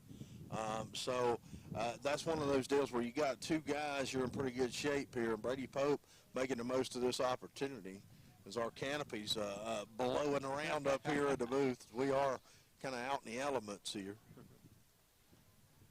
Strong winds here. All right, 1:16 left here. So the Tritons need to not only kind of manage the clock and manage the ball here, don't turn it over. You've got an opportunity to at least get 3. You can take the 3 if you can't get in the end zone here because you're already up 24-0. So just manage this play here, make the most out of it. Pope. It looks like it's going to be a free play. Yeah, and it's gonna be an offsides. offsides. 23 was definitely early. There is a penalty marker. That's why he was able to get that sack. He was in there as the ball was getting there.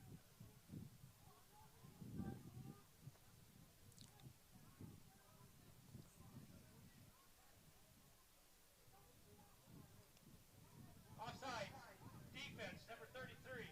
5-yard penalty from the previous spot. The offense will choose to start the clock on the snap. 25 seconds on the play clock. Game clock will start on the snap. Plenty of time here. Yeah, 1:13 remaining. 24-0 Tritons. Ball in the Southern Shreveport 18 with a fresh set of downs here. Brady Pope will be in the gun.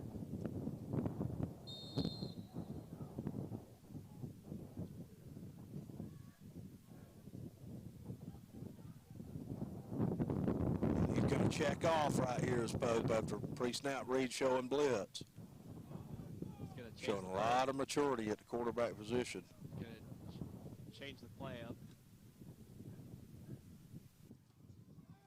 He's going to throw to the outside, and it's going to be tipped. He had a man. Good job of dropping back in the zone. That was a zone blitz right there from Southern Shreveport. They brought kind of different angles, pressure from different angles, and then dropped the defensive end in the passing lane. He was looking for Cale Weedman. Pass was incomplete. Tip of the line of scrimmage. You can get a guy who's a redshirt freshman at quarterback. Normally he's not going to recognize that, but a guy like Brady Pope has matured beyond his years and spent a year, you know, as a redshirt in the UNC Charlotte system. And that ball is a beautiful That's ball. got to be pass interference. Yep. That was a good ball there by Yep. Pope, but it was going to be a pass interference called on the Jags. That's a pretty easy one. The corner there for the Jags, 12, pretty much just body slammed the receiver in the end zone, and that's a pretty easy call to make on the pass interference. So that's going to set up a fresh set of downs here for Iowa Central. Yeah, it should be first and goal. Pass interference, defense number 12. 15 yards from the previous spot, automatic first down. All right, now I said earlier that all you had to do was get 3, but now that you've got it at the 3-yard line, you need 6 right here. Yep, try to get 6, try to go in with a 30-point lead Yep. if you're the Tritons.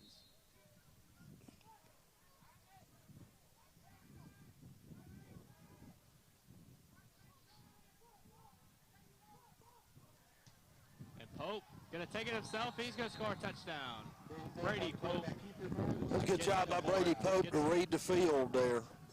He read the field, and there was nothing in there open for him. Coverage down the field, but nobody spying the quarterback, and he pulls it down. Yeah, Brady Pope calls on his own number, takes it in for 6, and he shows a little bit of his athleticism as well.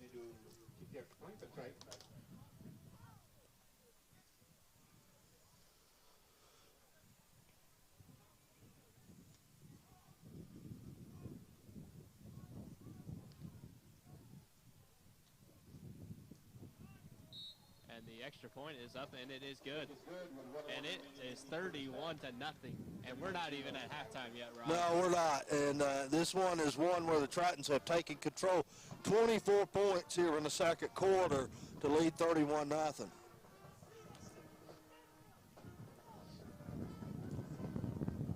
And of the 24 second quarter points, 21 of them off turnovers. We talked about how Big Daddy is.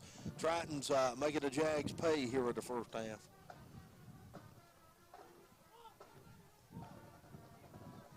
And let's see if the Jags, if I'm them, you're now 31, you might as well empty the bag, so to speak. So if I'm them, I'm taking a chance here in this last minute. Yeah, you got 1 minute. It's plenty of time, you know, to go down and score. But let's see what they do here. They haven't been too explosive on the day, so let's see what they will do. Jones and Dwayne Robinson back deep for Jags.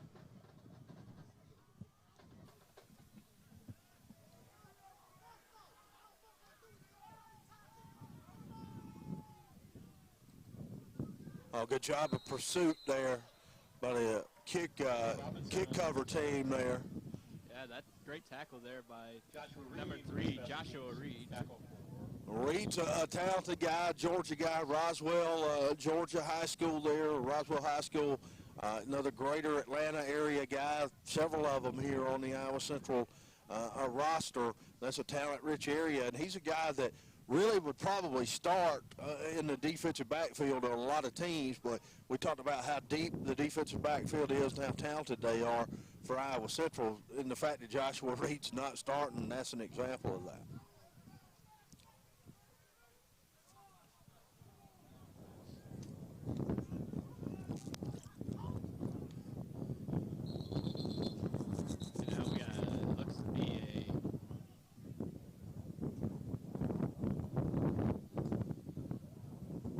I'd like to say, Clay, that's a Chamber of Commerce type of day out here, but it is not. It is a nasty day out here today. Yeah, 30-mile-per-hour winds, rain. You know, the only thing, the saving grace we have is like 45, 50 degrees instead of 35 degrees. Yeah, it feels like a mid-October, early November. It really does. We thought we'd get nicer weather here in March, but it's still football weather out here in Iowa.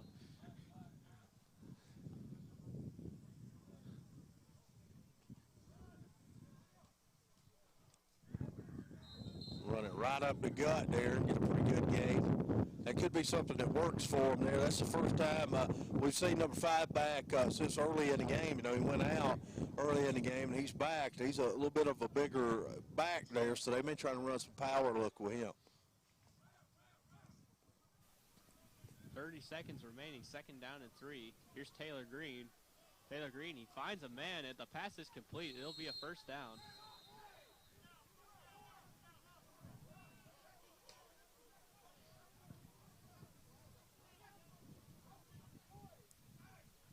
Sweeney with reception. So it moves the chains. So they'll stop the clock to reset the chains here, and then the clock will wind back. So 15 seconds. See if Southern Shreveport tries to get another play off here to end the first half.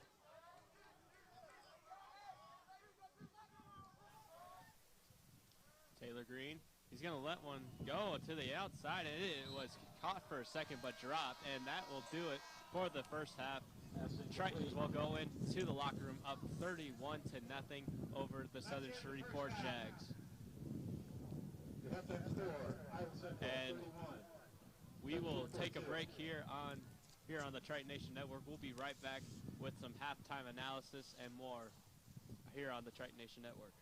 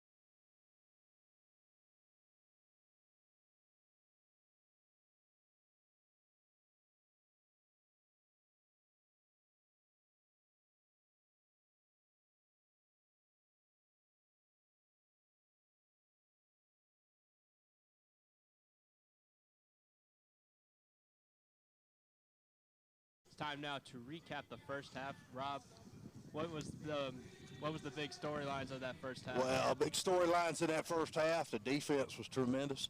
Forced 3 turnovers in that first half, capitalized. The offense did, scoring 21 points off those turnovers. That's a big storyline coming forward. Couldn't really script a better first half of your opener. You look at the scoring and the recap. The Tritons scored first on a 64-yard drive, 9-yard touchdown run from Byron Jarrett to put them up 7-0. Went up 14-0 on a Jaden Washington touchdown run early in the second quarter, and then went on to score Jarrett with a touchdown pass to Washington on a tremendous adjustment. Washington made a highlight type of play. Colin Swigman then knocked in a 31-yard field goal, put the Tritons up 24-0, and Brady Pope in his one of his 2 drives there at quarterback position was able to get a 5-yard touchdown run to cap off a long drive for the Triton offense to put them up 31-0. And at this point, Clay Lynn's cruise control for the Tritons. Yep. Yeah, it will be Southern Shreveport football when we start this half, and Southern Shreveport offensively just struggled. You know, they couldn't really protect their quarterback in Taylor Green, and if they're going to at least get some points up on the board today, they have got to protect them. They have to go max protection and give Taylor Green time to throw the football. And then, you know, defensively, you know, they started out pretty well, but then Tritons kind of got it going. You know, there were some turnovers offensively. You know, they got great field position, and Iowa Central was able to take care of it. But they have to get in. If they're going to score some points this half, they have got to protect their quarterback. They do, and one of the impressive things for the Triton defense was they were able to create those turnovers and get pressure without having to commit extra defenders in the blitz. So that gives you an opportunity to still be able to protect yourself on the back end in that secondary, and a talented secondary that we expect big things out of. But the front 7 defensively, I think, has played really well. Brian Johnson's had a coming out party. You know, it was a little bit unsettled to who was going to start on the defensive line in that 3-4 other than Romello Gray and Tristan Waugh. Well, Brian Johnson has pretty much cemented himself at that other defensive end spot. Brian Ferrier's had a tremendous game at a linebacker spot.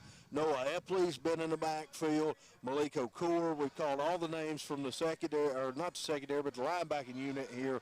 So I think the front 7 really has come out here and made a statement in the first half by being able to get pressure without having to bring extra guys on the blitz.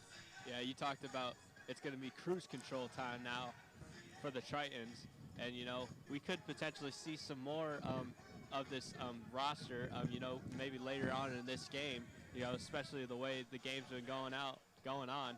Yeah, I think you try to get a look at as many guys as you can here, but you also talk about playing to the standard, because at this point, you know, you don't want to do anything, because there's a lot of game left. You don't want to do anything to let Southern Shreveport have any momentum, because they've not been able to get any in the first half.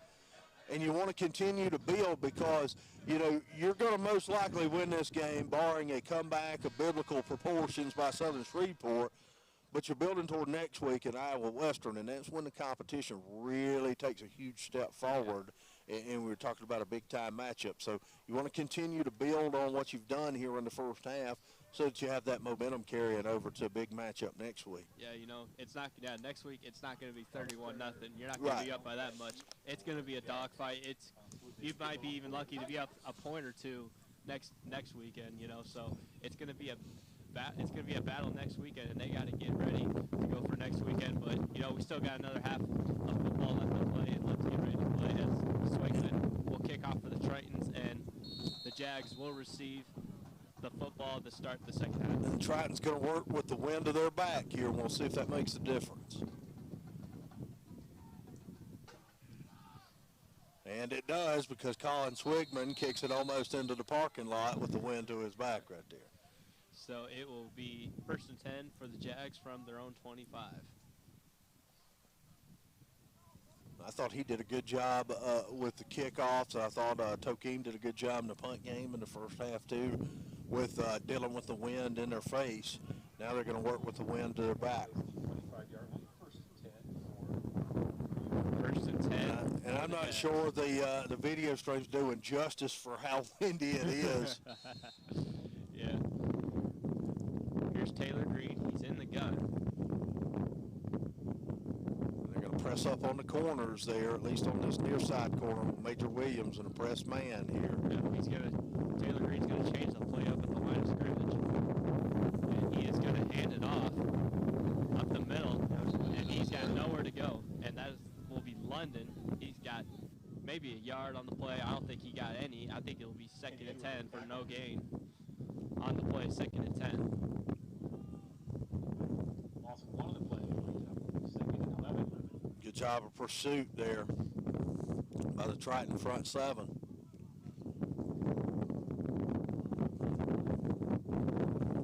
Taylor Green under center. He hands it off again. He breaks the tackle, but great pursuit by the Tritons, and once again, nowhere to go for the Jags. With the wind and as good as the Triton secondary's been here today, it's going to be hard to throw the ball. So you're probably going to see a steady diet of the run game for Southern Shreveport here in the second half. 3rd down and long for the Jags. Let's see if this is a passing situation. Let's see how this Jags offensive line can hold up. They haven't been holding up all the game long today. Throw it, you've got to throw it on a rope here with this wind. And they are going to run it, and nowhere to go again for the Jags. So it'll be 4th down, and the punt team will come out. Romello Gray, we talked about him, the defensive tackle, 320-pounder. He was able to hold his gap there and make the play. And that's a guy that he's so big and he plugs that gap, if you don't move him out of that gap, he's going to make a play, and he did right there. Jags will punt into the wind, and it is a very short kick.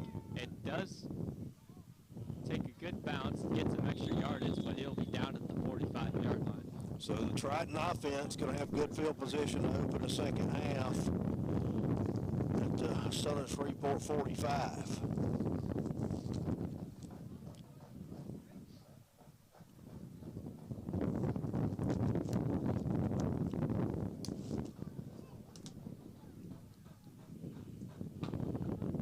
Byron Jarrett back in at quarterback. Yeah, Jarrett back in. He's got Gibbons in at tight end. To his left, he's got Washington to his left.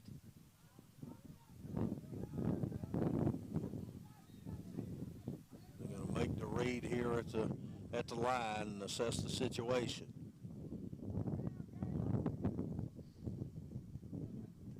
Jarrett, he'll hand it off on a counter to Washington, and Washington nowhere to go. The play was really slow developing there, kind of issues with timing there. Braxton Jackson, the first Jag on the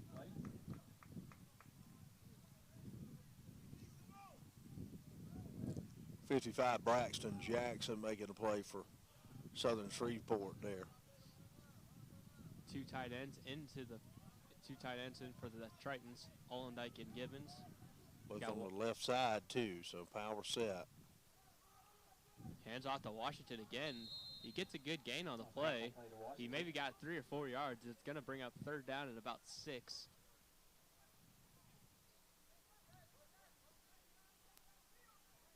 Went right behind the center that time. 4 brings up 3rd and 6.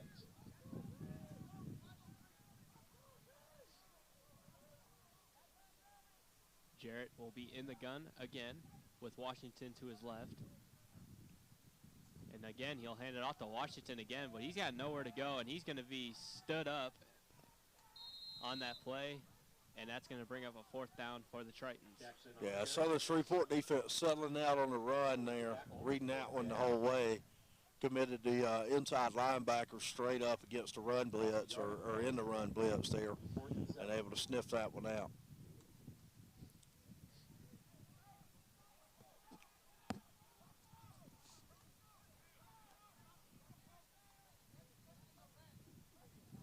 Fourth down, and they're going to go for it. Yeah, they're going to go for it. And I didn't expect this at all. So let's see what they draw up here. Let's see. Jarrett's going to throw. In trouble. He's in trouble. He's got a man wide open. He's got Gibbons. For the first down.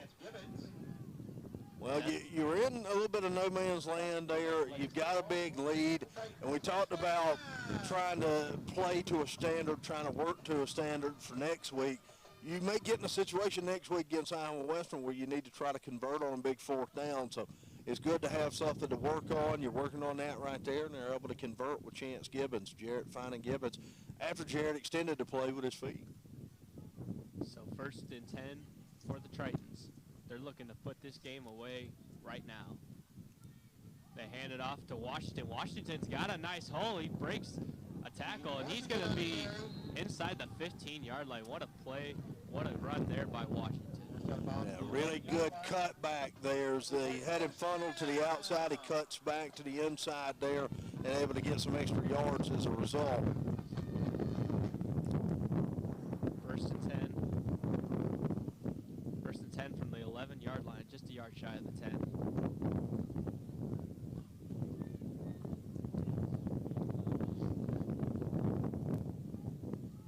Another power set with the double tights here.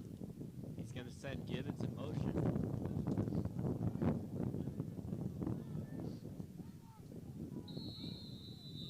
And a timeout will be taken by Iowa Central. Timeout. Iowa Central. First, charge timeout and a half.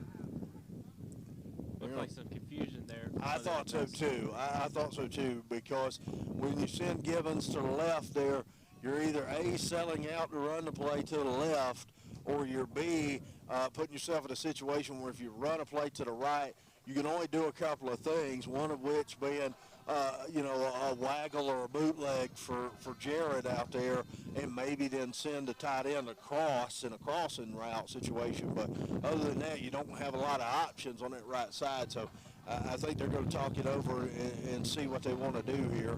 And, that's the luxury of having a big lead. You get a big lead like this, you can burn a timeout in this situation.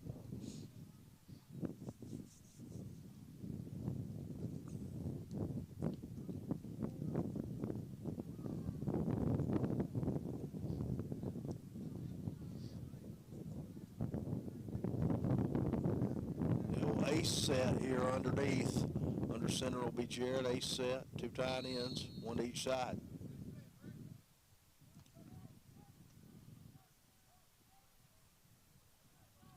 Jarrett will be under the center. He's going to hand it off Washington, but Washington's blown up in the backfield. Yeah, again, a run blitz there by the Southern Shreveport defense. That'll be 2nd down and 15, a 5-yard loss on the play. Dylan Bodie, he's going to be in at running back this time instead of Washington. They're going to put 2 guys in the backfield here. Yep, they're also bringing in number 23, Alex Gully. Oh, direct snap to Goldie. Yeah, Gully picks up a couple yards on the play, but it'll still be 3rd down and long. They looked a little bit out of sync on the direct snap play too. Braxton Jackson with the stop. That's one of those that you really have to have the timing on for it to be successful. They were just a little bit out of rhythm on it.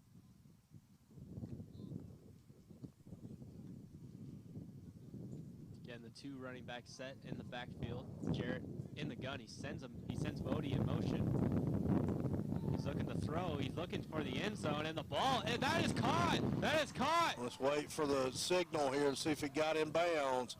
They're going to say he's out of bounds, too deep there. I thought that may be where they were going on the pre-snap read, because it was press man coverage on that side with zero help there, no safety help. Yeah, it looked like a Southern Shreveport player came up with the ball, but they're going to rule it incomplete. On the field is an incomplete pass. The pass was not possessed until the defensive player was out of bounds. 4th down.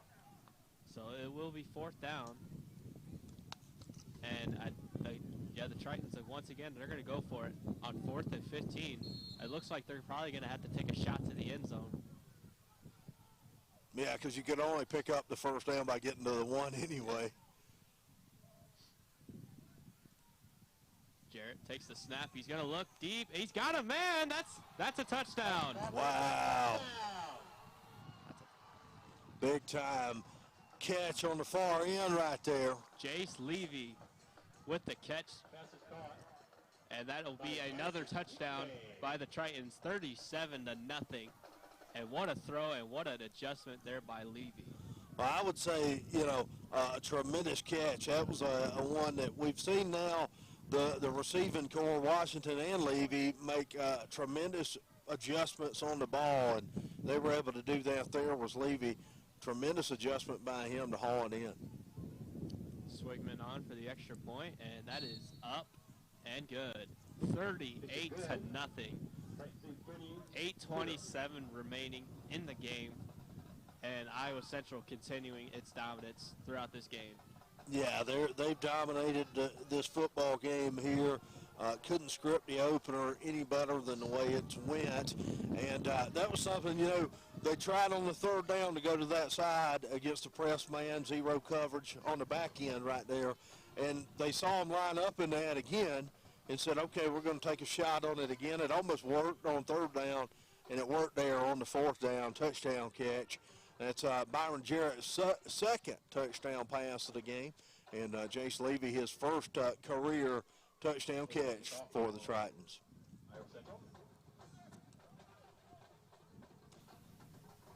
Talented receiving core. We talked about, they're kind of unproven, a little bit of an unknown, but a lot of talent there, and we've seen it on display early on. Yeah, you talk about the offensive line, you talk about the run game, but you never talk about this receiving core. They're a young receiving core. They got a lot of height. They also got some speed on inside on the slot positions, and that's what they've always been known for. Right. And they do a great job scheming things up in the pass. You mentioned the size and physicality, and I think that's probably the difference in this team in the receiving core and last year's team is having the bigger, more physical receivers. And, this is a wide receiving core, very talented and big, as we talked about, and is working without Marquise Moore, who they thought they were going to have, who was here, a transfer from Oklahoma State, who was here in the fall, and has now went on to Washington State there. So the receiving core, very good, very big, very talented, very athletic.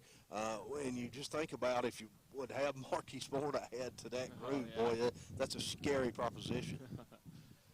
Yeah, C.J. Moore ended up going to Washington State. C.J. Moore, that's right. I don't know why I called him Marquise Moore. Of course, he's out of Tulsa. Tulsa Memorial High School, was an Oklahoma State guy originally, and then transferred here, now up in Washington State.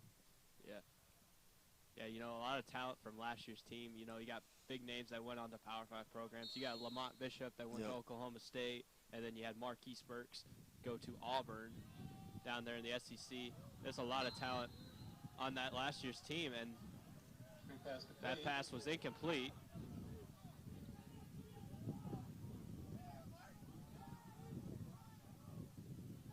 Of course, there was the offensive lineman Cunningham that went to Arkansas from 2 years ago here at Iowa Central too, and so Division I littered with former Tritons, and this group here in another year, you're going to see a lot of Division I guys from this Triton team too. Yeah.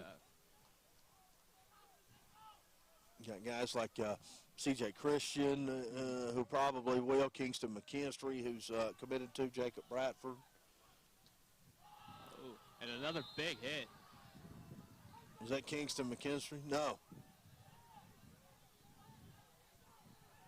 A lot of big hitting still. Even though this is a 38-0 game, there's still a lot of passion going on in this game. Yeah, Joshua Reed coming up, making a big play there. We talked about him, kind of the nickel guy, the fifth guy in the secondary, very talented guy, coming up and playing a lot bigger than that 5'10", 185-pound Lipston on him, bringing the heat there.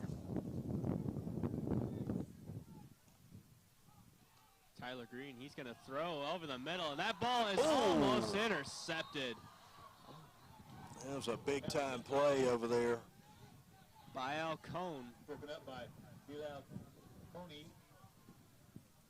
Balcony just about had that pick, and that would have been a great pick interception, if you ask me. Yeah, and that talks about the talent that's in the secondary, because he's a backup in there playing, and a guy that's rangy and athletic. You know, you got two deep worth of guys who can really go in that secondary. That was third down, so they'll bring a fourth down, and that will mean punt time for Southern Shreveport.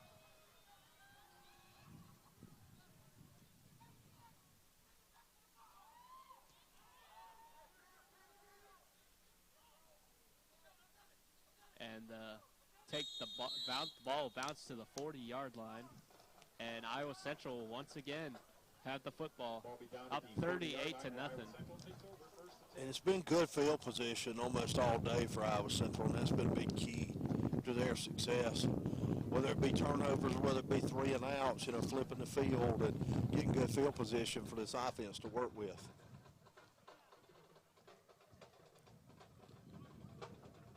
Let's see how aggressive this Iowa Central offense will be on this drive. They were very aggressive coming out of the second half. Let's see if they continue that.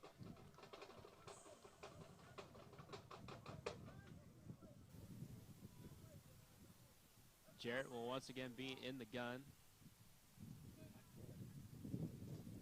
He'll hand it off to Bodie, and Bodie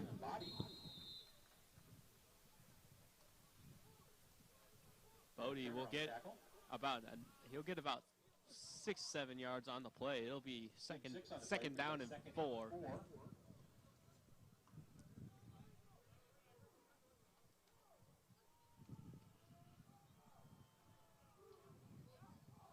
Jarrett once again in the gun. Again, they'll go right back to Body, and Body nowhere to go on that play. He's going to be dropped for a big loss on the play. And that's going to be third down and about 10. Loss of 5.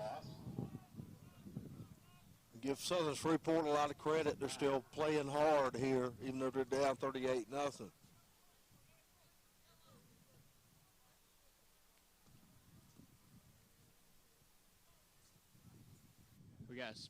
We got a spread formation here. Jarrett with Bodie to his right. And Jarrett going to launch it deep for Levy, and Levy, and the ball is going to be overshot and incomplete. It'll be fourth down. There's a penalty flag over there, and I think they're going to get Southern Shreveport for offsides. Yep, I think you're right, Rob. The defensive end on the far side was in there in neutral zone, couldn't get back. I think that's why Byron took the shot down the field. He knew he had the free play there. Yep.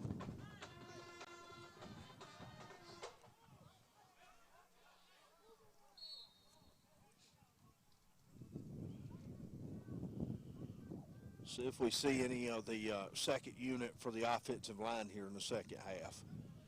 And still with the first unit guys up here early on in the third quarter. Yep, third down and 5. Gibbons in motion. Jarrett is going to throw outside. He's got Gibbons, and what a catch. One-handed catch by Gibbons, and he's going to have a first down. Hey, the circus must have been in town, because Chase Gibbons with the juggling catch on the far side. Yeah, he did a great job on that play. You know, he kept his concentration. He looked at the ball the whole time, secured the ball with his hand, and was able to complete the catch. All you young receivers out there, catch it with your hands. And he was able to keep it alive with his hands and bring it in.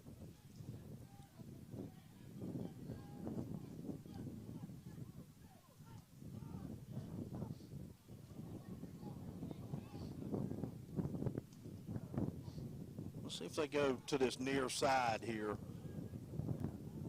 To Jarrett's left. Got a lot of play action. Levy with the catch. And he's going to get a few. Excuse me, that was Madison Ridgeway with the catch. Ridgway is a transfer out of Air Force Academy, big-time player. They're expecting a lot out of him. The coach stepped very high on him, and there you see it. And I thought Jared did a great job to throw the ball sidearm right there. That's not something that, you know, you coach guys to do, but something he had to do, because if you throw it over top, it's going to get batted down there. So he sidearmed that one to the open receiver.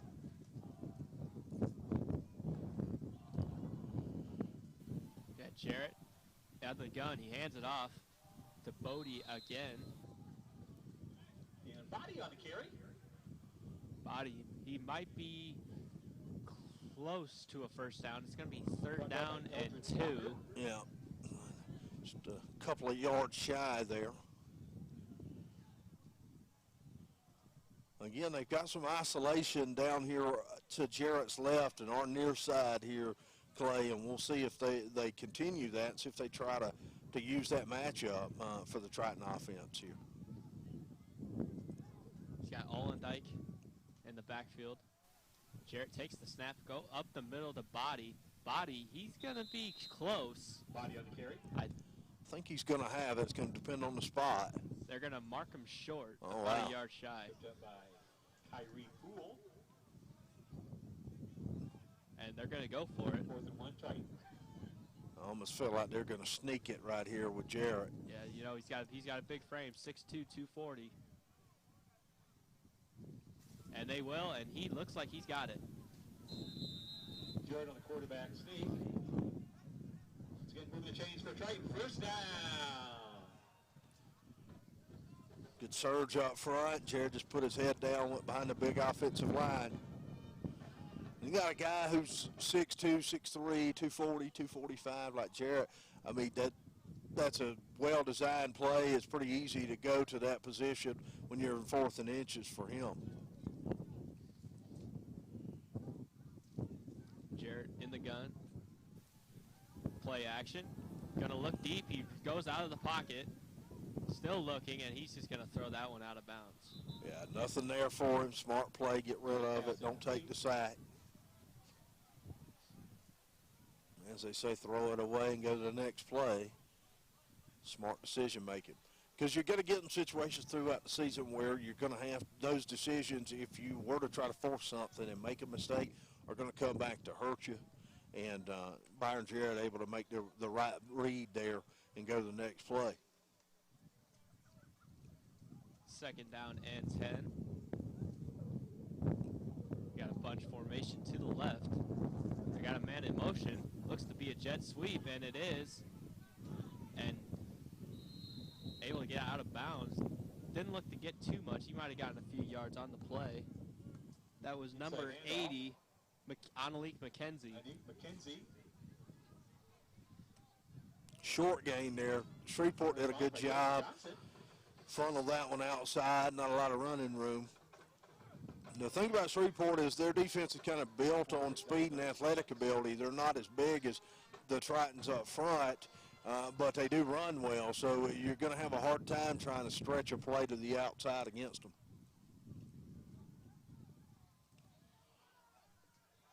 Jarrett, the lone man in the backfield. He rushes out to his right, and he's able to make the throw and able to be caught by Ridgway. And that's going to be a first down. Reception made by number 8, Madison Ridgway. That's a big-time play by Byron Jarrett, recognizing the blitz was coming, had to get rid of it quickly. Big-time pitch and catch as we approach the 2-minute mark here of the 3rd quarter, and it keeps the drive alive with the Tritons leading 38-0.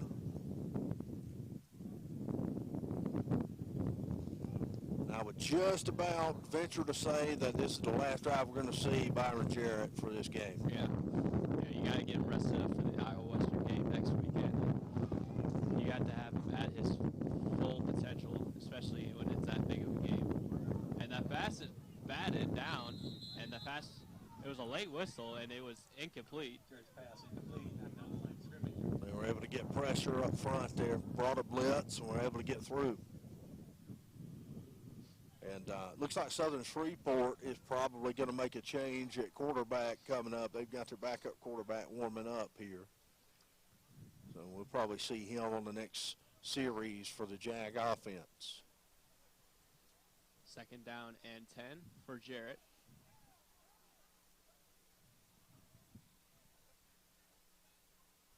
Jarrett rolls out to his left. He's under pressure, and he gets rid of it. And it'll be incomplete.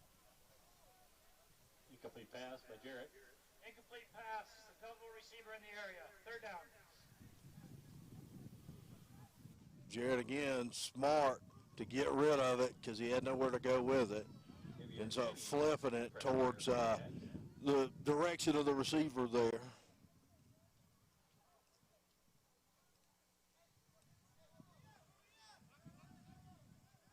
That brings up 3rd and 10 here.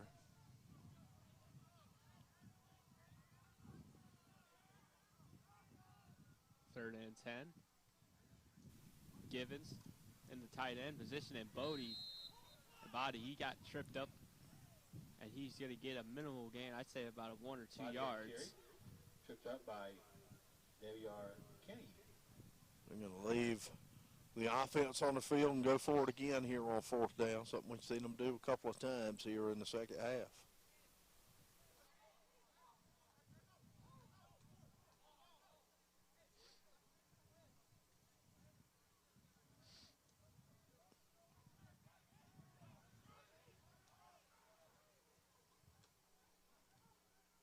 Fourth down, and Jarrett's going to go for it. And he is going to go to the end zone, and the ball, almost a circus catch there, but it is incomplete, and that'll be a turnover on downs, and it'll go back to Southern Shreveport. Yeah, we're looking for Ridgeway, and again, it was isolation, press man coverage, 0 help from the safety, and something the Tritons have been able to take advantage of at times there, just unable to do it there. A little bit off in terms of the timing there as Jarrett threw it behind Ridgeway just a little bit. So Southern Shreveport gets a defensive stop, turnover on downs, and we'll see if that gives them any sort of momentum here.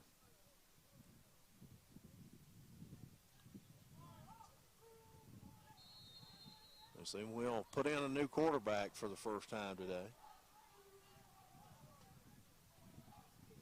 Backup quarterback into the game for Southern Shreveport. They go on a jet sweep, and it's going to be tripped up for about a gain of 3 or 4 yards on the play. Good pursuit there to get to the outside of the Triton defense. Cleveland Farmer in at quarterback for the Jags. The Jag offense going to be the Cleveland show here for the rest of the ball game, I would imagine.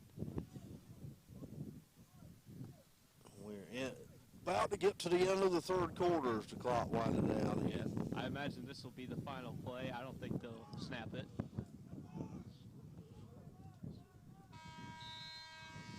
The end of the 3rd quarter.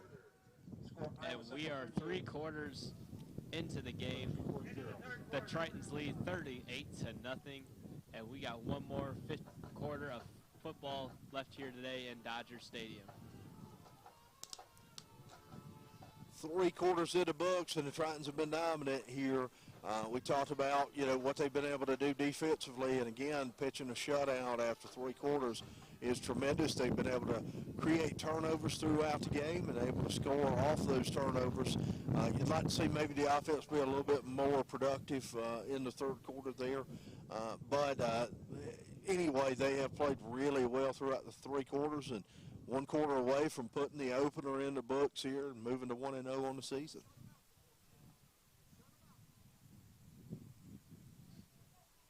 You can hear the defensive coaches talking about shut them out here. And that's exactly what they want here is a 4th quarter shutout.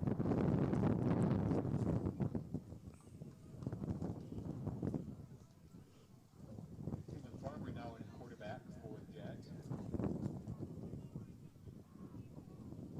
Farmer will be in the gun. He's got full house backfield. He's got a couple of wing backs. He sends one in motion. He's going to step back. He's going to throw, and the pass will be incomplete.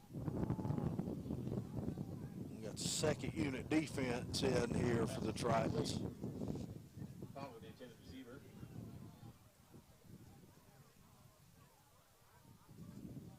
Third and 8 Jags.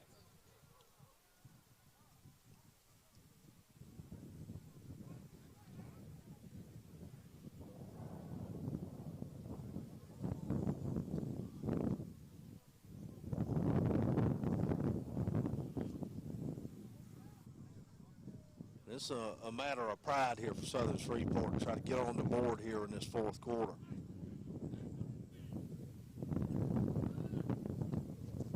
Nowhere to go on the inside handoff there as they were trying to go to the far side to get outside there, trying to swallow him up in the backfield. And that will bring up fourth down for the Tritons. Oh, excuse me, the Jags. And looks like they're going to stay on there and they're going to go for it. Dakari Randall with the tackle for the Tritons. Dakari Randall making a play there, that second unit for the defense.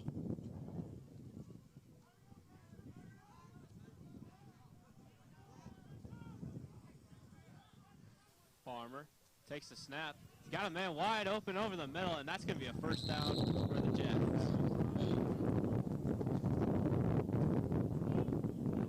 Good job by Farmer there to recognize the matchup.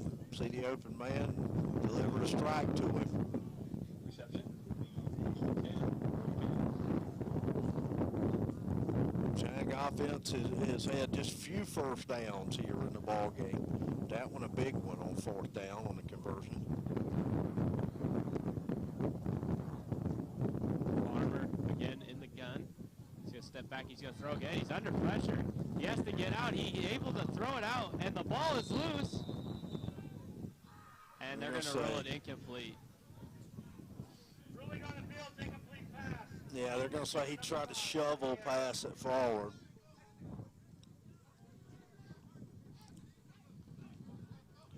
Good job of getting pressure on him there by the defensive line for Iowa Central.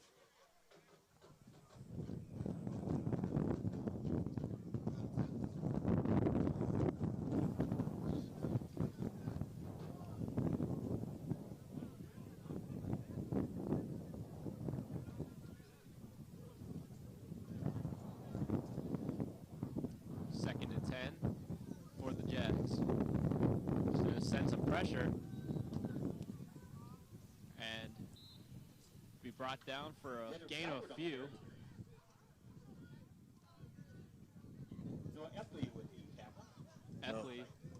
Epley, one of the few starters that's in on the defensive side still. 3rd and 7 for the Jags.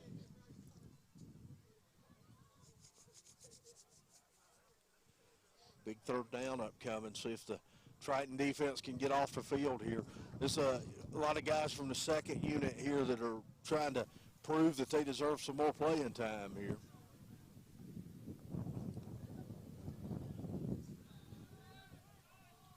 And the pass, that pass incomplete, broken up by C.J. Christian.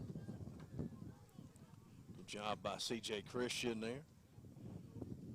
Part of that talented defensive backfield. Break up the pass for the Tritons. Bring a fourth down for the Jags. Well, it looks like they're going to put the punt unit out here.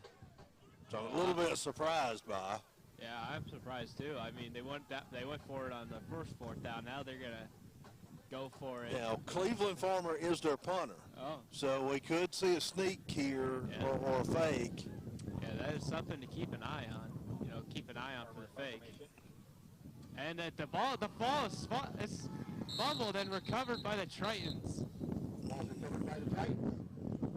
Mishandling out the snap, and It was a bad snap. First down Tritons. I can give Farmer credit to try to get a handle on it because it was a really bad snap there. yeah, you know, you never know. Now we'll never know if we're going to be a fake or not. So it's going to be Triton football, and let's see who comes out here for the Tritons. Looks like most of their offensive line's coming back out. But Brady Pope's going to come in for the Tritons. I think you're going to see Brady Pope the rest of the way for, Central offense. You got Gibbons in there as well. Pope over the middle, and it is caught.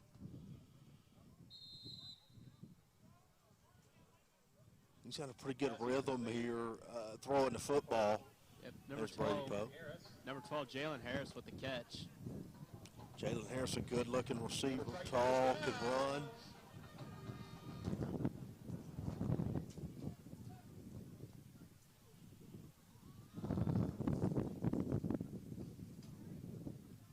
again. In the gun. Play action. Looks over the middle. He's got Ridgway, and Ridgway fumbled the football, but I think he was down before the ball came out. So he'll be spotted at the 1. I think he was trying to extend the ball out to the goal line. Yeah, they'll spot it at the 1. I got to say, Brady Pope's mechanics throwing the football look great. He's square, he delivers, good velocity.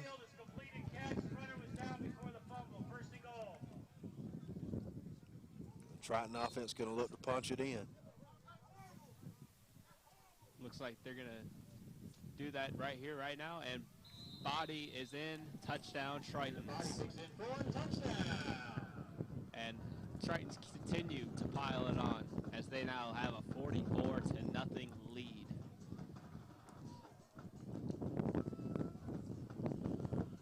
And again, 4th turnover of the game for Southern Shreveport. Tritons take advantage of the turnover, turned into points. That's 28 of their 44 off of turnovers here today.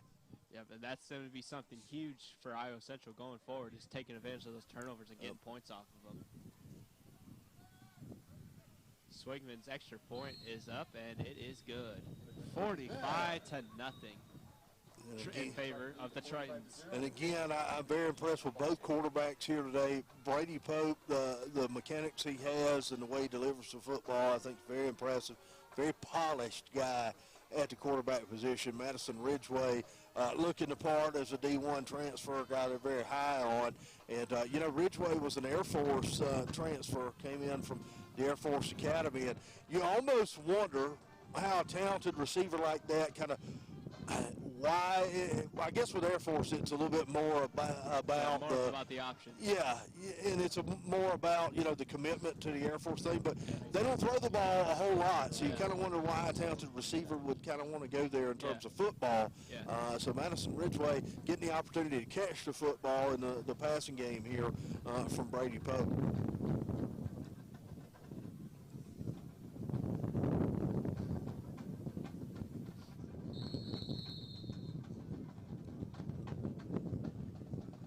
Tritons 12:09 away here, Clay, from moving to 1-0 on the season. Yep, as Swigman's kick to the back, and it is going to be returned, and he is stumbling, and he's able to get across the 20. He did almost like a cartwheel, like a standing cartwheel there. Pretty impressive.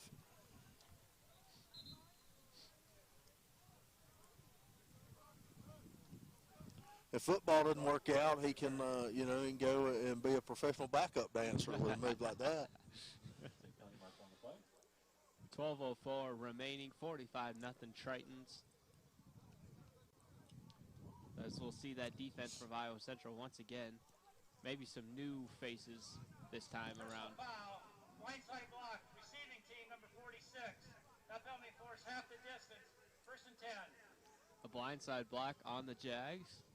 And I'll back it up 15 yards. So they'll go inside their own 6.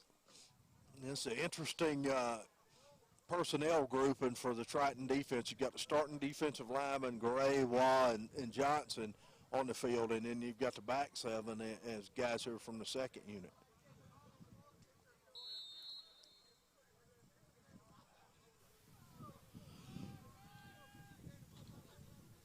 And the run up the middle. Brian Johnson, the first guy to hit him. Derek Talbert on the carry. Tolbert for the Jags picks up about 5. And now we have a flag on the play. Play mark on the play. Wonder what the call will be. Play's over with. Dead ball. Unsportsmanlike conduct, number 73. That penalty force half the distance. 2nd down. An unsportsmanlike conduct on the Jags. So that'll be half the distance to the goal. And they're going to take 73 out after he got called for the unsportsmanlike.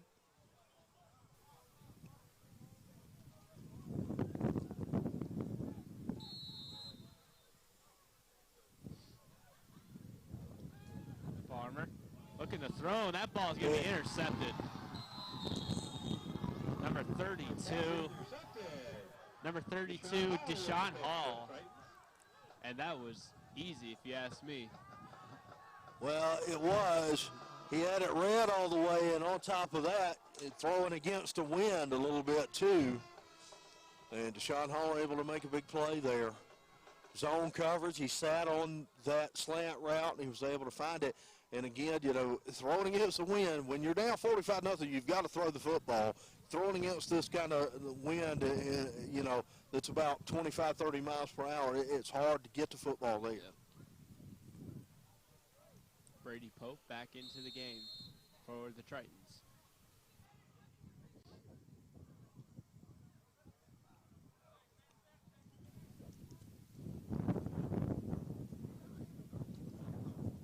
Hands off the body.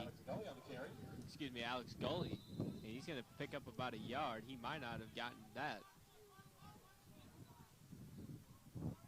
Not much doing that time, trying to bounce it to the outside. We talked about Southern Shreveport. Really, the strength of their defense is on the perimeter. Their linebackers really run well. So it's hard to get to the outside. Hand off to Gully. Gully up the middle, rumbling his way. He's able to get a few yards. Really good job of finishing the run by Gully there, because he really could have been brought down at the line of scrimmage, and he just kept his legs churning moving forward.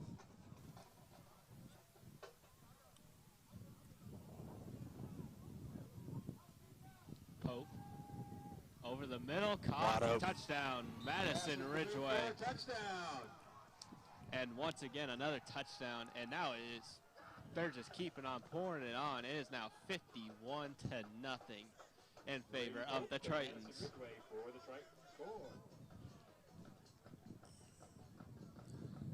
Brady Pope with another touchdown pass there.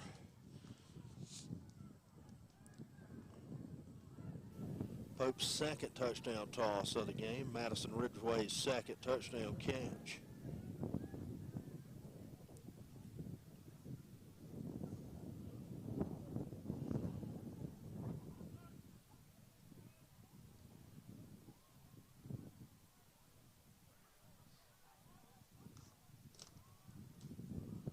Swigman's extra point is up and good.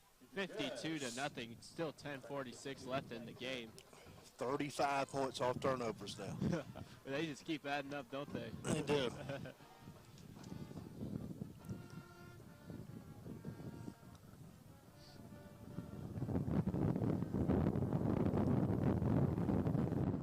With 10:46 remaining in the fourth quarter, Tritons lead 52-0, and the Tritons have played phenomenally here today.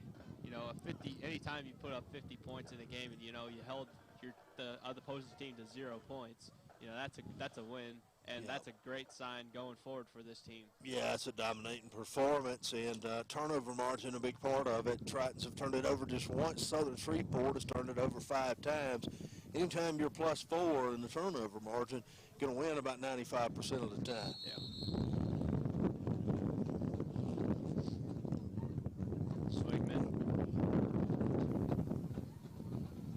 Swigman's kick is up and away.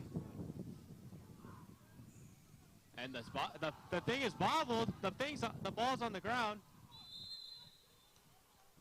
And it is recovered by the Jags.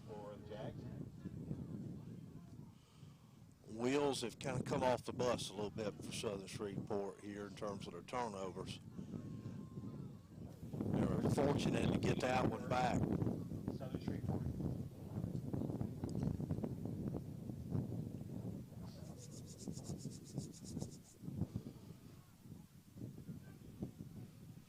Let's see what the Jags draw up here. Let's see if they open up the playbook and maybe try to throw it deep. And let's see what they try to do. They run a man on late.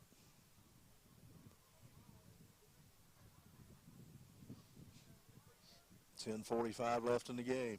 Farmer throws it out. It's an out route, and the ball, he had it for a second, but the hit occurred, and it was incomplete. Maliko Kerr there able to break it up.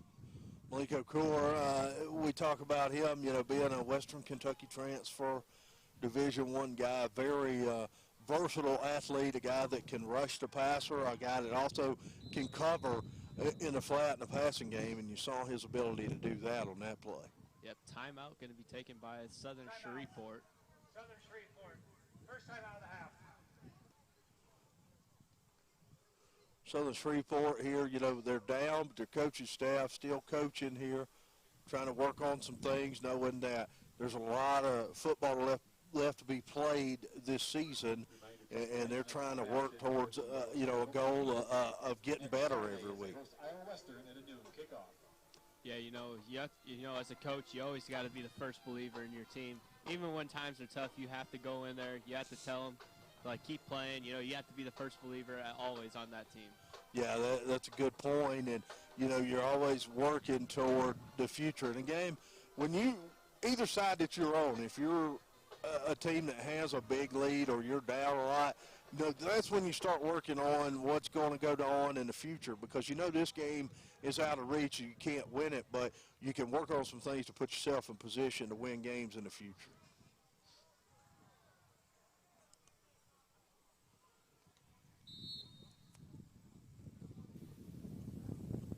Farmer takes the snap, rolls out. He's got a man wide open, and that is going to be caught in a big gain. That'll be first down for the Jags. I'm going to be honest with you. I think Farmers look better than Willie Taylor Green. Now, you could say that some of that's been against the second team for the Triton defense here, but I think that Southern Shreveport may be seeing that they've got something in Farmer going forward, and maybe a quarterback competition. Yep, and hand it off. Southern Shreveport, the ball is fumbled and is recovered by the Tritons, but I believe they're going to rule it dead. I think they're going to say he was down. Yeah, I thought he was too.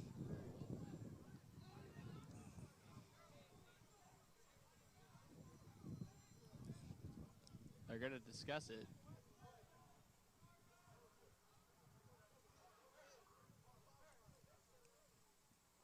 The ruling on the field is when the runner went to the ground, his elbow was on the ground, therefore he's down. Second down. And they will say he was down, so it will take Jag ball. Nearly the sixth turnover against Southern Shreveport. Here's Farmer. Farmer looking over the middle. Good throw, and it's caught by Sweeney. And it's across midfield and into Triton territory. Thought Farmer did a good job sidestepping the pressure there, keeping the play alive and finding an open man. Holding, offense, number 71. 10-yard penalty for the previous spot. But that play will be wiped off with a holding penalty on Southern Shreveport, and that was a great play. Now that it gets wiped out. Yeah, unfortunate for Southern Shreveport here. Let's see if the Triton defense continues to dial up here. It looks like they've replaced the starters up front here, and this is the second unit completely all the way around defensively. Under 10 minutes to go here in the ball game. Triton's up 52-0. Farmer, a mid-draw up the middle. It's a nice gain. He's close to getting back to the original line of scrimmage. Now we have some extracurricular going on the field. That's where you got to avoid that. It's a big game in terms of the lead here, and you've got to be smart about what you do, because you get in a situation where things escalate quickly, and let's say you get thrown out of this ball game and get ejected, where you're going to be suspended next week in a game that's going to really matter and determine a lot in this season against Iowa Western. So got to be smart and avoid those issues here with a big lead. Yeah, and then it's always the second person that always gets caught. Yep.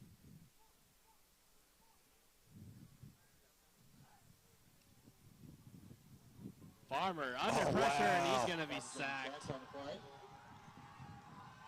What an athletic play. Number 96, Deontay Bryant. Deontay Bryant, that was an amazing play because they tried to go low to block him when he beat his man there, and he hurdled the running back and then made the sack as he was coming down off the hurdle jump. Tremendous athleticism on display. And now Southern Shreveport will punt it away. 8:25 remaining in the ball game.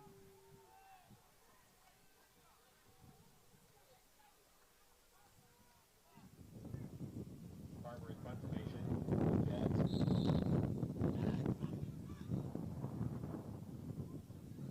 Timeout, Southern Shreveport. And we got a timeout. Timeout, Southern Shreveport. Well, Rob, we got some NCAA tournament basketball going on this weekend. We got the Sweet 16 today, then the Elite Eight this weekend, then followed by the Final Four next Saturday. So, what have you been seeing out of the NCAA tournament so far? It's been a really interesting tournament. You know, it's one of those deals where it's kind of what we're seeing is so much parity. You know, there's not much difference between the teams at the top. You know, the 3-4 seeds and the guys in the 13-14 bracket. We've seen a lot of wins there. And very interesting that, you know, it's all in Indiana this year, so there's not a whole lot of any home court time. I know that there's neutral sites, but you know, there's always that element of being in your region sometimes and having some of that home cooking. That's not been a factor here, and of course you've had the interesting stories, and you know, Loyola Chicago's playing in the first game this afternoon, and you know, they've really become what Butler used to be probably about 10 years ago. So a lot of interesting stories. That Sister Jean magic for Loyola Chicago continues. Sister Jean and Porter Mosier. Porter Mosier's been like one of the hottest names in all of college basketball. Very well should be. He's done a great job. He's about to maybe lead his team to a Final Four this year. Could go all the way to the national championship game. I have Loyola going all the way to the national championship game playing Gonzaga. It'd be the #1 offensive efficiency versus the #1 defensive efficiency. That would be an interesting matchup.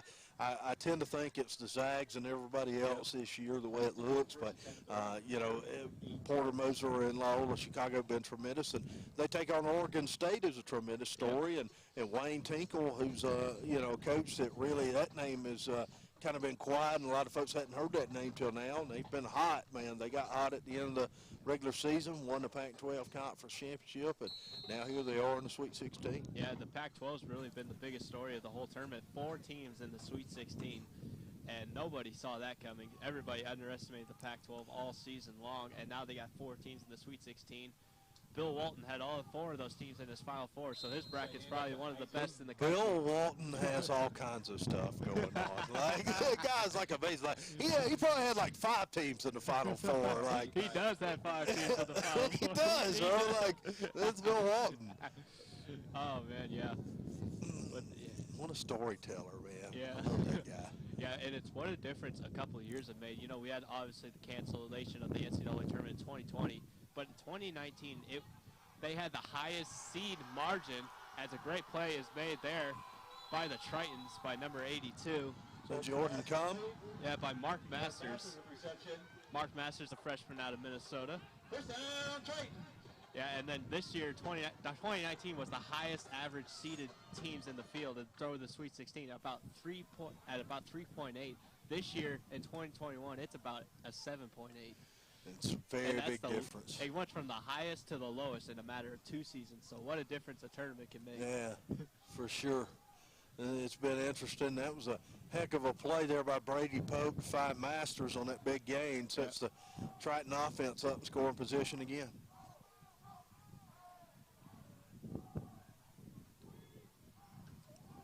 Ooh, nowhere to go. Nowhere to go there. Nowhere to go there. I believe that was number 23, Alex Gully. I will say this, the Southern Shreveport linebackers read the run pretty well. They play downhill pretty well. We talked about their speed to the outside, which is good, but downhill they've been pretty good at flowing to the football.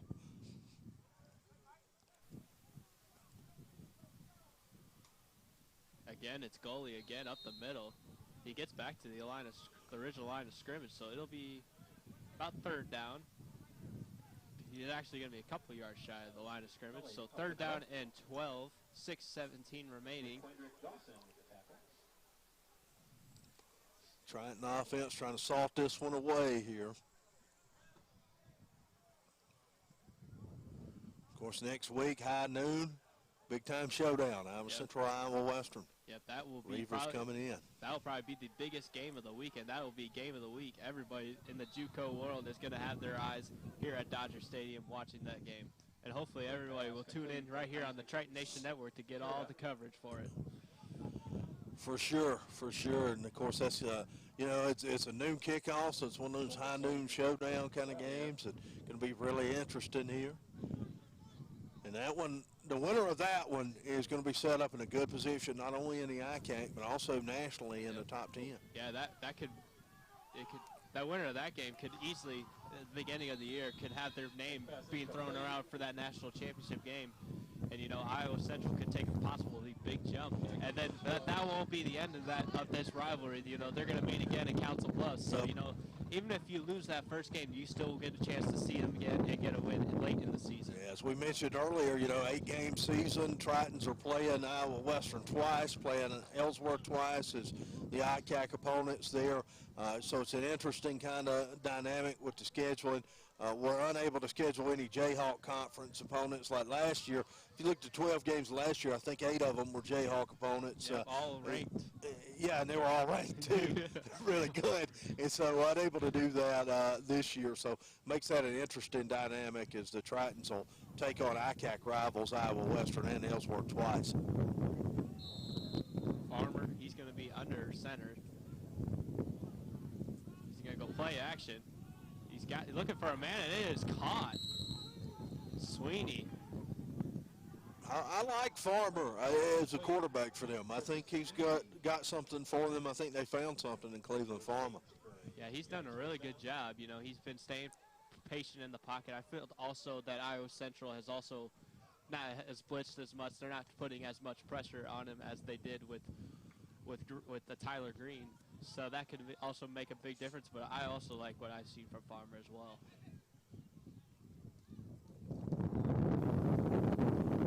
And the mishap with the snap, the delivery. A little bit of issues on the exchange there, but they're able to. Yeah, but they're able to get it back. So Southern Shreveport will maintain with the ball, and now we got an injured Jag on the play. Timeout for an injured Jag. Officials timeout. Offensive injury.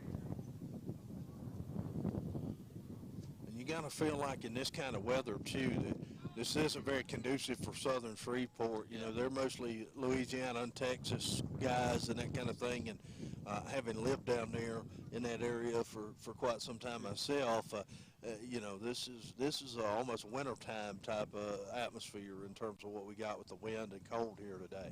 Yeah, you never quite, you know, never quite get used to the cold when you're everywhere in the country. You know, you always want that nice spring weather, you know, in the 70s and 80s. But, you know, we thought we'd get that kind of weather, you know, having a spring season. But it's looking a lot like late October into early November. Yeah, I'm not sure there is spring in Iowa. Like, I haven't lived here a real long time. I've been here since 2019, and I'm not sure that, like, spring exists.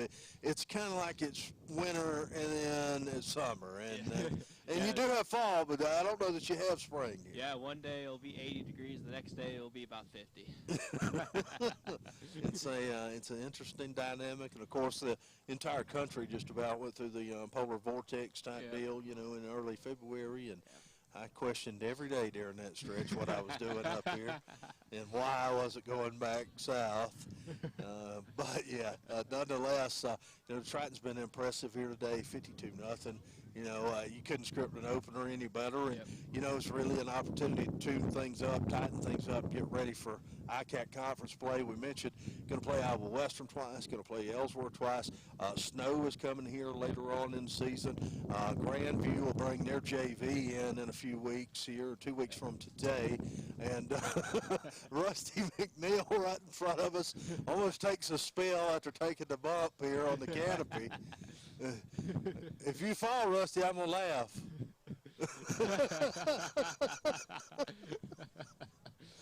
And of course, Arkansas Baptist at the end of the season too, for the on the road to kind of complete that. And next week, Clay, as we talked about with Iowa Western, I mean that's an opportunity to really put yourself in that conversation for the national championship. Yes, Scott Strohmeyer, he always has a great team. They get a lot of talented players.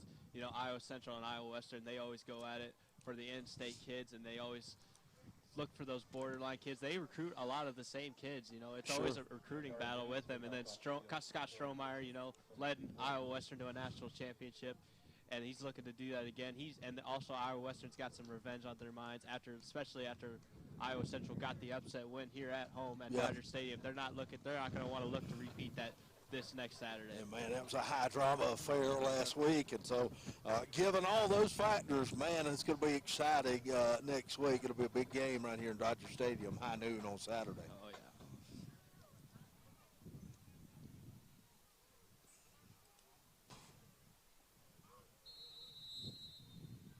Back to play here. Yep. Farmer will be under center. They're going to go play action. They're going to try to reverse, and the ball is fumbled again, and it is going to be recovered by the Tritons. Fumble on the play. It's the 6th turnover for Southern Shreveport.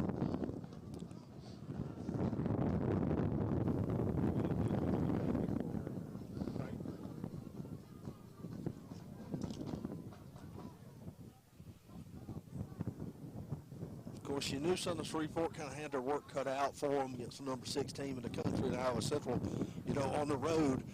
But you come in and you turn the football over 6 times, and you're -5 in the turnover margin. That makes for a really difficult task and a long day here.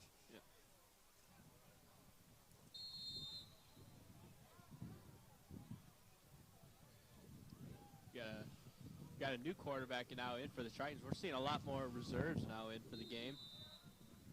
Number 19, Zach Marker, an Iowa product out of Norwalk. Of course, Norwalk being the home of Bowen Bourne, one of the great recent high school basketball players in the state of Iowa, and of course up at UNI now. Bowen Bourne, the Missouri Valley Conference Freshman of the Year. Yeah, from UNI.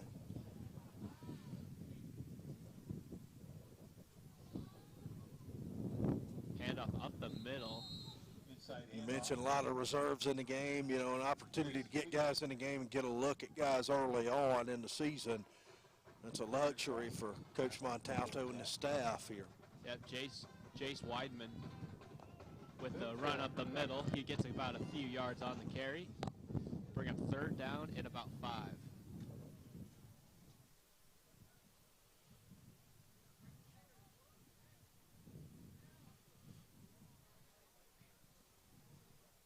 Marker gonna lob it up, and that ball is almost caught, but it is incomplete. Intended for number 89, Elijah Rosario. And it was there. Marker put it where it needed to be. Canopy starting to blow around here. And I feel like I'm going to get swept off in the wind. It's a good thing that I'm overweight, or I probably would.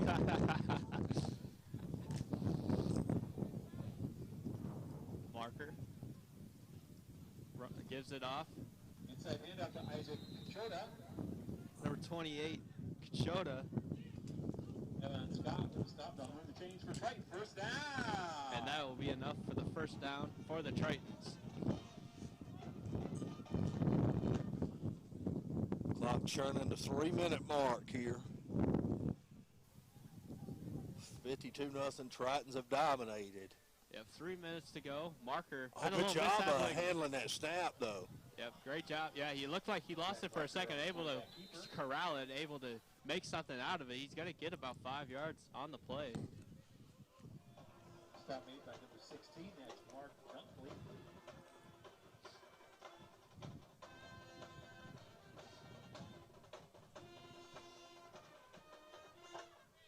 Gain 7 on the play, brings up 2nd and 3.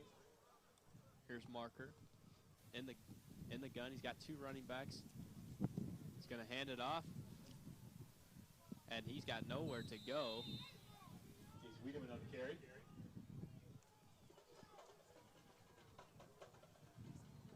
and it's going to be number 28. Oh, no, excuse me.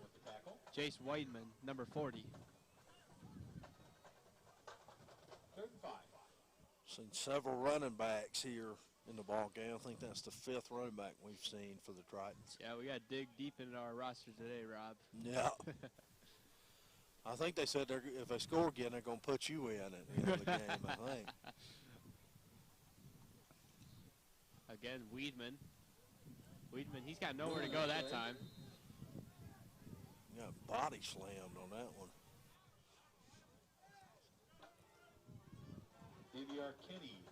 A minute and a half remaining. It's going to be 4th down and 6 for the Tritons. Alex Gully in it, back in a running back.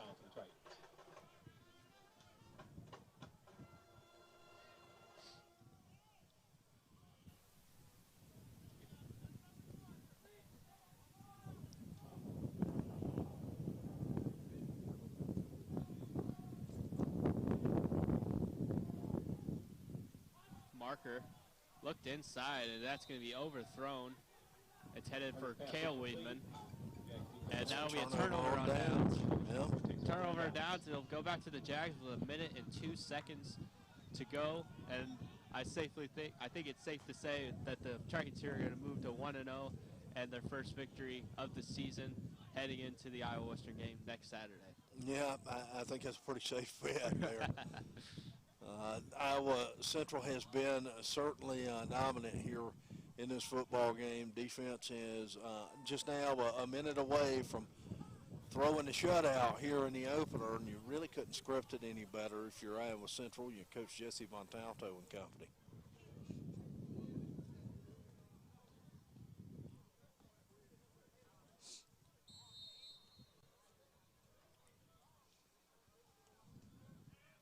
Cleveland Farmer is the quarterback once again for the Jags. He's going to hand it off up the middle.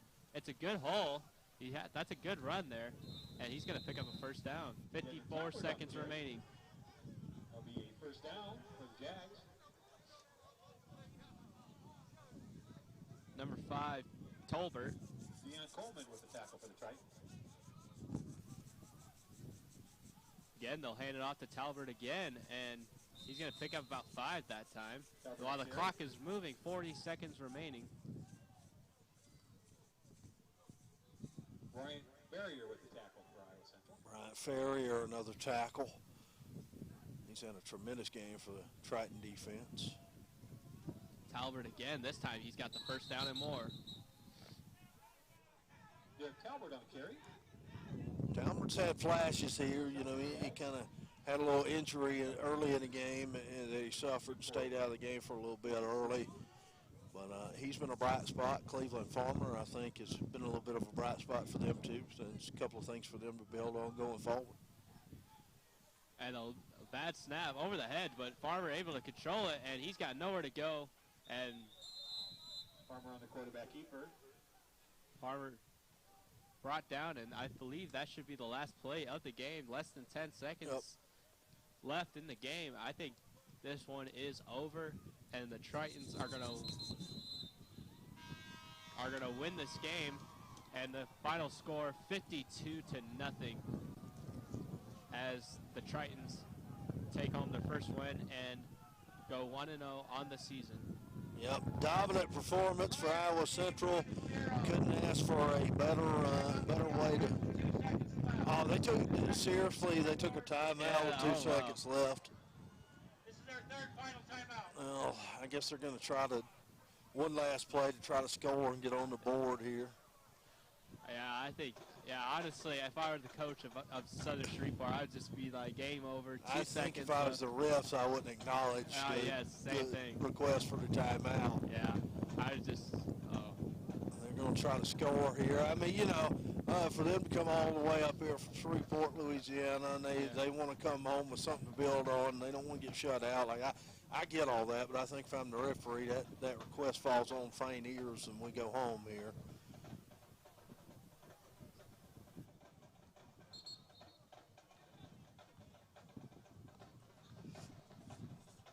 Iowa Central and Iowa Western next week. Big showdown. Tritons probably be in the top 5 after this dominating performance here today, as they came in 6th. So if that's the case, it'll be 2 top 5 teams next week. Yep, and if that is the case, you know, and then it's also possible because you have all these Jayhawk conference teams that are ranked inside the top 10. They're going to beat each other up this year. Yep. So it's going to be a lot of room to grow this year for the Tritons to go up in that rankings. They just got to keep on winning, win out all year long, and then if they win all those games this year, go 8-0, I definitely think they can be in the national championship game this year. Hail Mary throw is complete, but stop short, and that's your ball game. Yeah, ball game. Offense, number 79, right side block. Left on the decline into the game. And the game is over 52-0 in favor of the Tritons.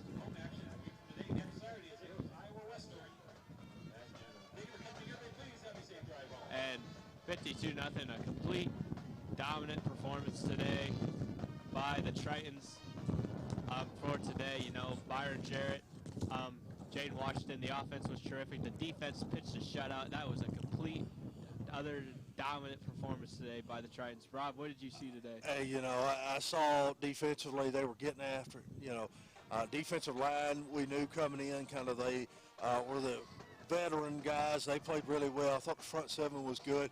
Bryant Ferrier, Brian Johnson, Malik Okur all had good games. Back into that defense is as advertised with Amon Glass and Williams manning the corners and Christian and McKinstry at the safety position. You know, deep and talented team, and they put that on display here. And then offensively, you know, we may have a little bit of a quarterback controversy. We've got 2 guys that can play in Brady Jarrett and or Byron Jarrett and Brady Pope. Yep. Both guys I thought looked really good on the offensive end. And, you know, shout out to the offensive line. I thought they played tremendous. They had some issues at times with protection in the first half. They cleaned that up as the game went on, and they cleaned up the issues with the false starts that they had early. They got better as the game went on, and I think that's going to be a strength of the offense moving forward. Yeah, but it has to be the strength, you know, especially when your offensive line is that dominant and it's going to produce all that Division I talent and all that All-American status. They have got to anchor this offense and have to take them all the way to the promised land where they want to be. And of course, you know, Coach Montalto's his goal is always to win the national championship, and he wants to take that team to where he wants to take this program where it needs to be, and that's a national championship.